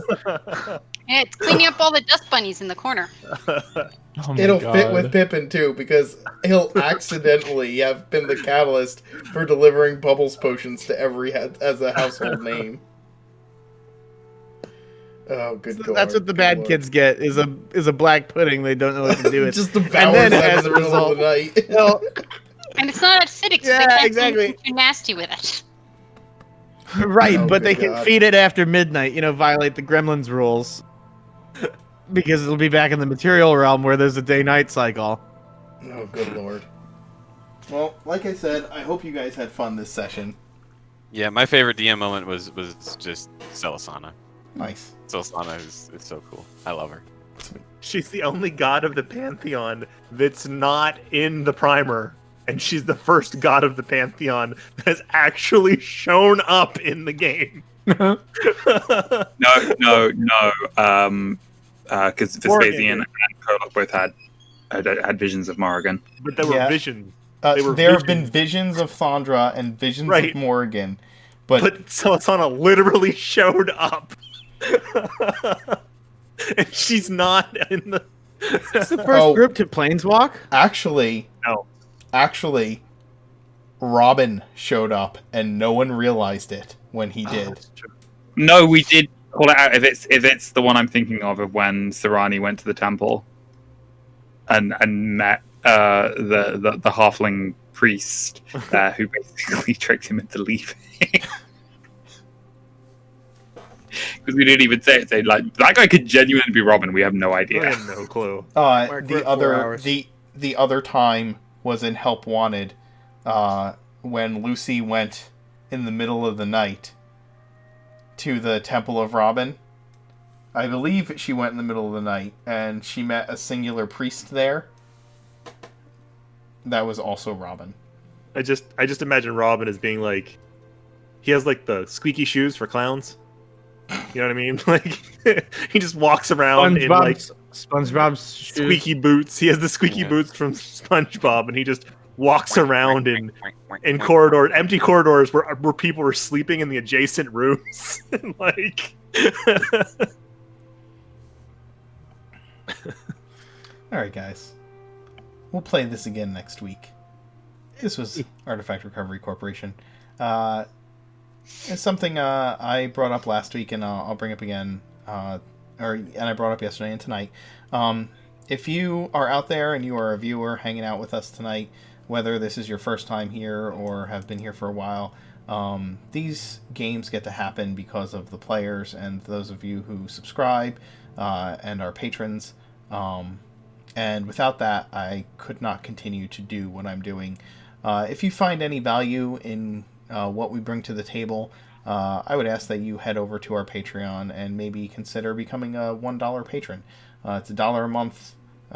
You may never even miss it, but it will go a long way towards keeping the streams running and keeping these games coming your way. And we would be, you would have our undying gratitude. I